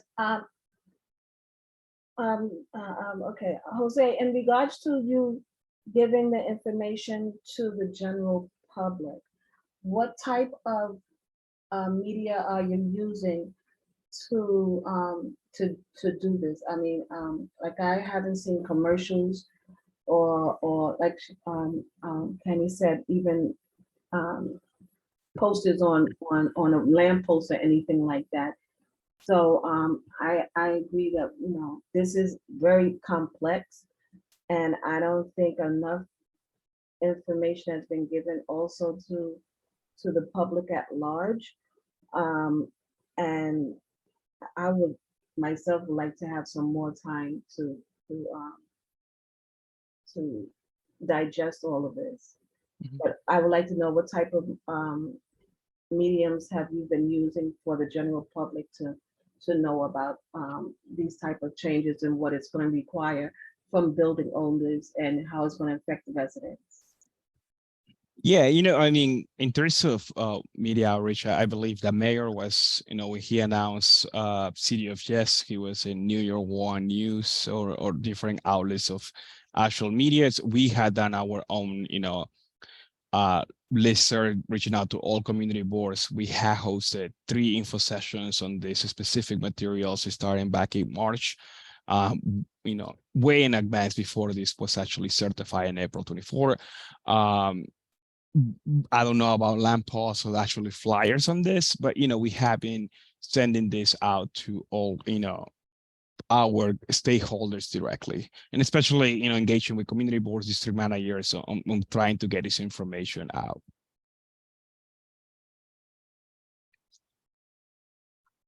Thank you, Jose. Thank you, Beverly. Seeing no further questions with the comments and discussion made, again, I will open the floor towards a motion. That being said, even with the sentiments made, the motion could move approved, disapproved with conditions. It doesn't take away from the commenting. As stated, if we do nothing, nothing will get submitted, and then DCP will vote on this in September. So it's up to you as a body. That's my recommendation as your chair. It's better to do some action than no action. So that being said, Nilsa. Yes, I'm ready to wait for Jessica Elliott to do her motion. If no one is going to add to the document, and then I am looking to second the motion once I hear it. Thank you, Nilsa. Jessica. Thank you, Chair. And I personally agree that we should take a position now. So I guess, not sure how to say this. I motion to support the City of Yes carbon neutrality citywide text amendment with the following conditions. That city agencies work together on interagency coordination items within the zoning tech, including but not limited to composting, bike safety, street trees, and stormwater runoff.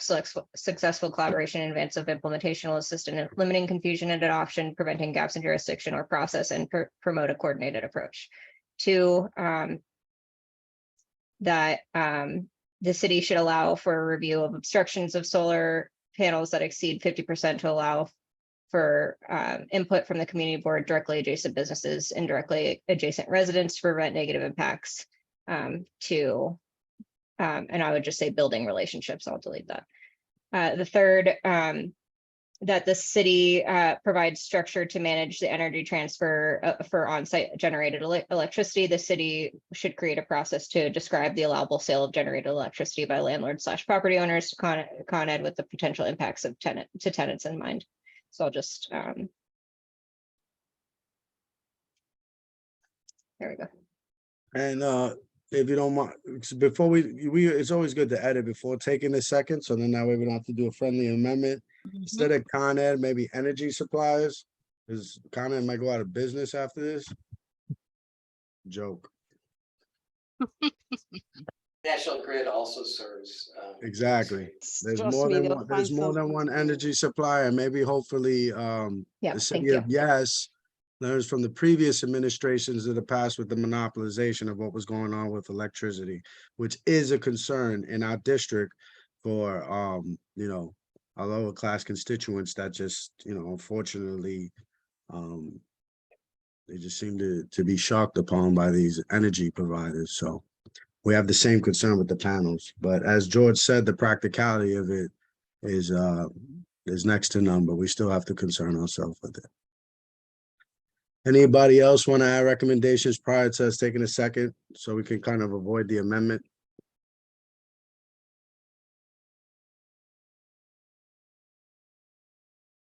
The floor Sorry, is was that to me? No, yeah, I'm sorry, Jessica. You initiated. I think it was great. Before I take in the second, I'm just saying if anybody else would like to add a condition, prior to us taking a second from Nilsa to then move to a vote, I would ask them to recommend it now towards you since you initiated the motion. So we kind of avoid the whole multiple amendments, right? Robert's Rules of Order, parliamentary procedure to avoid amending. You just do it in discussion between the initial motion. So I see your hand up, Pavon. And again, if it's outside of the conditions that are already presented in front of us, which I think really capture a lot of the stuff that both George and we were concerned from last month. Okay, well, my concern was, or to add to this, is that the city, or I don't know if it's the city or the DCP, who would look at other alternatives, like when I was bringing up carbon, the program that sucks the carbon out the air, the alternative than solar, that we look at other alternatives than solar. Is that something that can be put in for the you know what, never mind. I don't think it's gonna go on to there. I know that the challenge with Yeah. anything alternative is what's that going to be, right? You know, we're giving them a blank check to figure out what we're concerned already with here, right? They're shutting the gas off. They're going to pump up more power and they're going to ask for solar panels to take over. The low's already in effect, which they're being nice about the numbers and the names, but that's the reality, right? They're shutting off the gas, and to compensate for that, they want to use solar panels, and there'll be a whole nother lesson for the next 100 years, right? With the concern of, you know, the thermal waste and the batteries and all those other issues that have come up, you know, for my grandkids. And Yeah, kids. the acid from the batteries after they Yeah. rusted or something, or So, been you know, sent there's to. a rush for it, but you know, the analysis isn't there because we don't have a precedence. So, which has been expressed exasperately by DCP and even our land use consultant. So, Well, I'm not adding anything then. I have thank a you. question. Yes.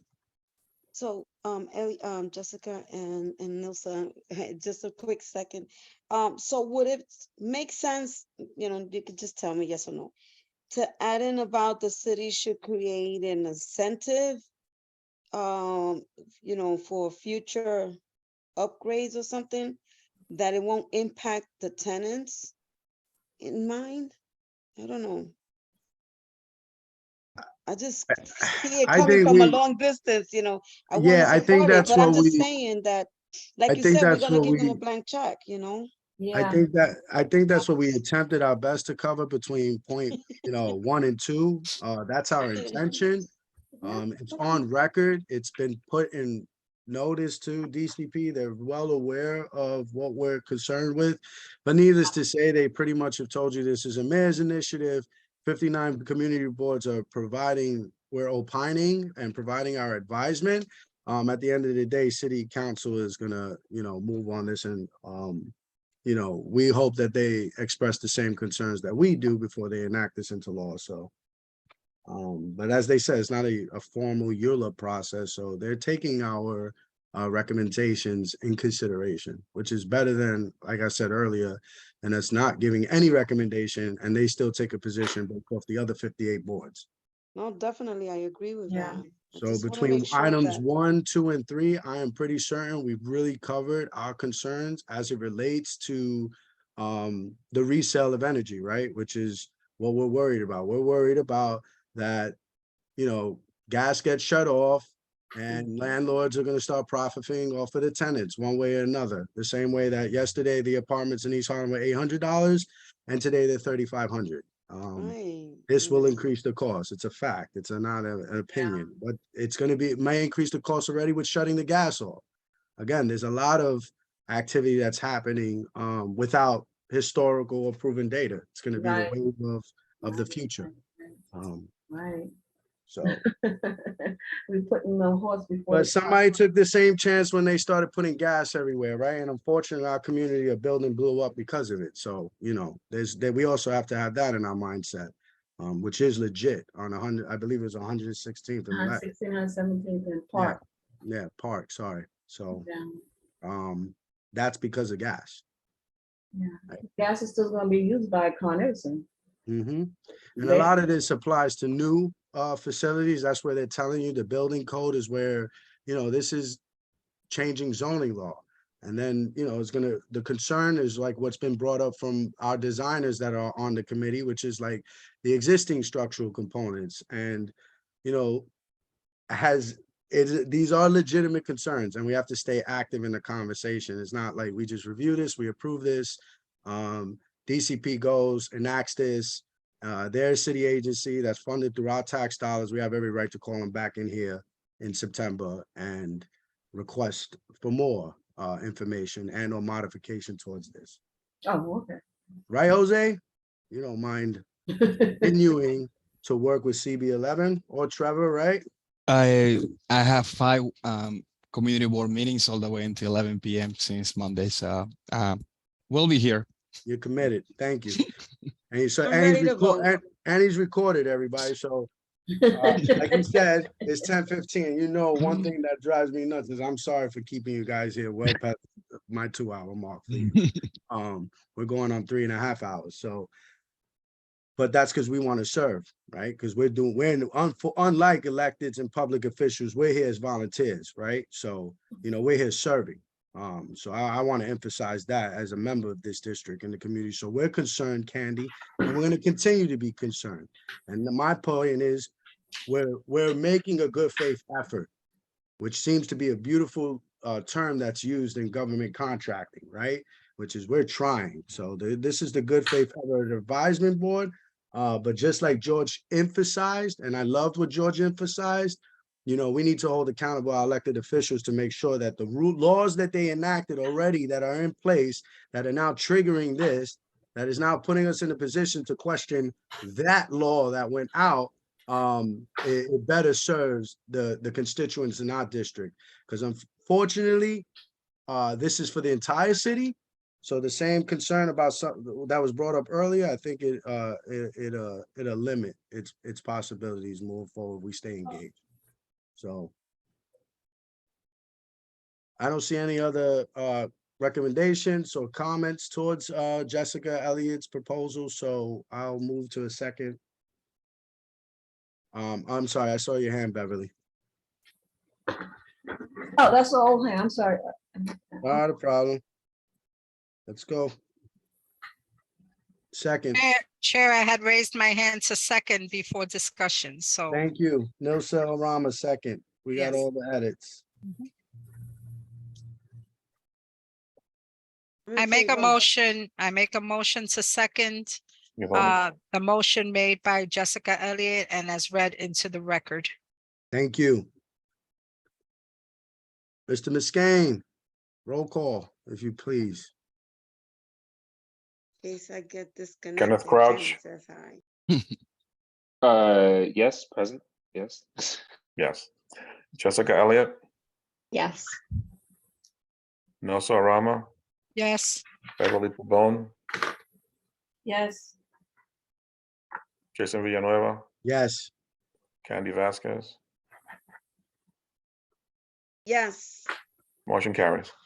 thank you. Thank you, everyone. Thank you, DCP. Thank you, members. For We did it. sticking out and keeping our quorum. I appreciate you. Adjourned. Thank you very much. We'll be back soon enough in October Yeah. for another No, we'll see, CUI text we'll amendment. see you in September. I'm gonna put it on the agenda. Quick question. Yes, ma'am. Did we have something on here for the CLT? Was that for this meeting or that was taken off? I could have sworn.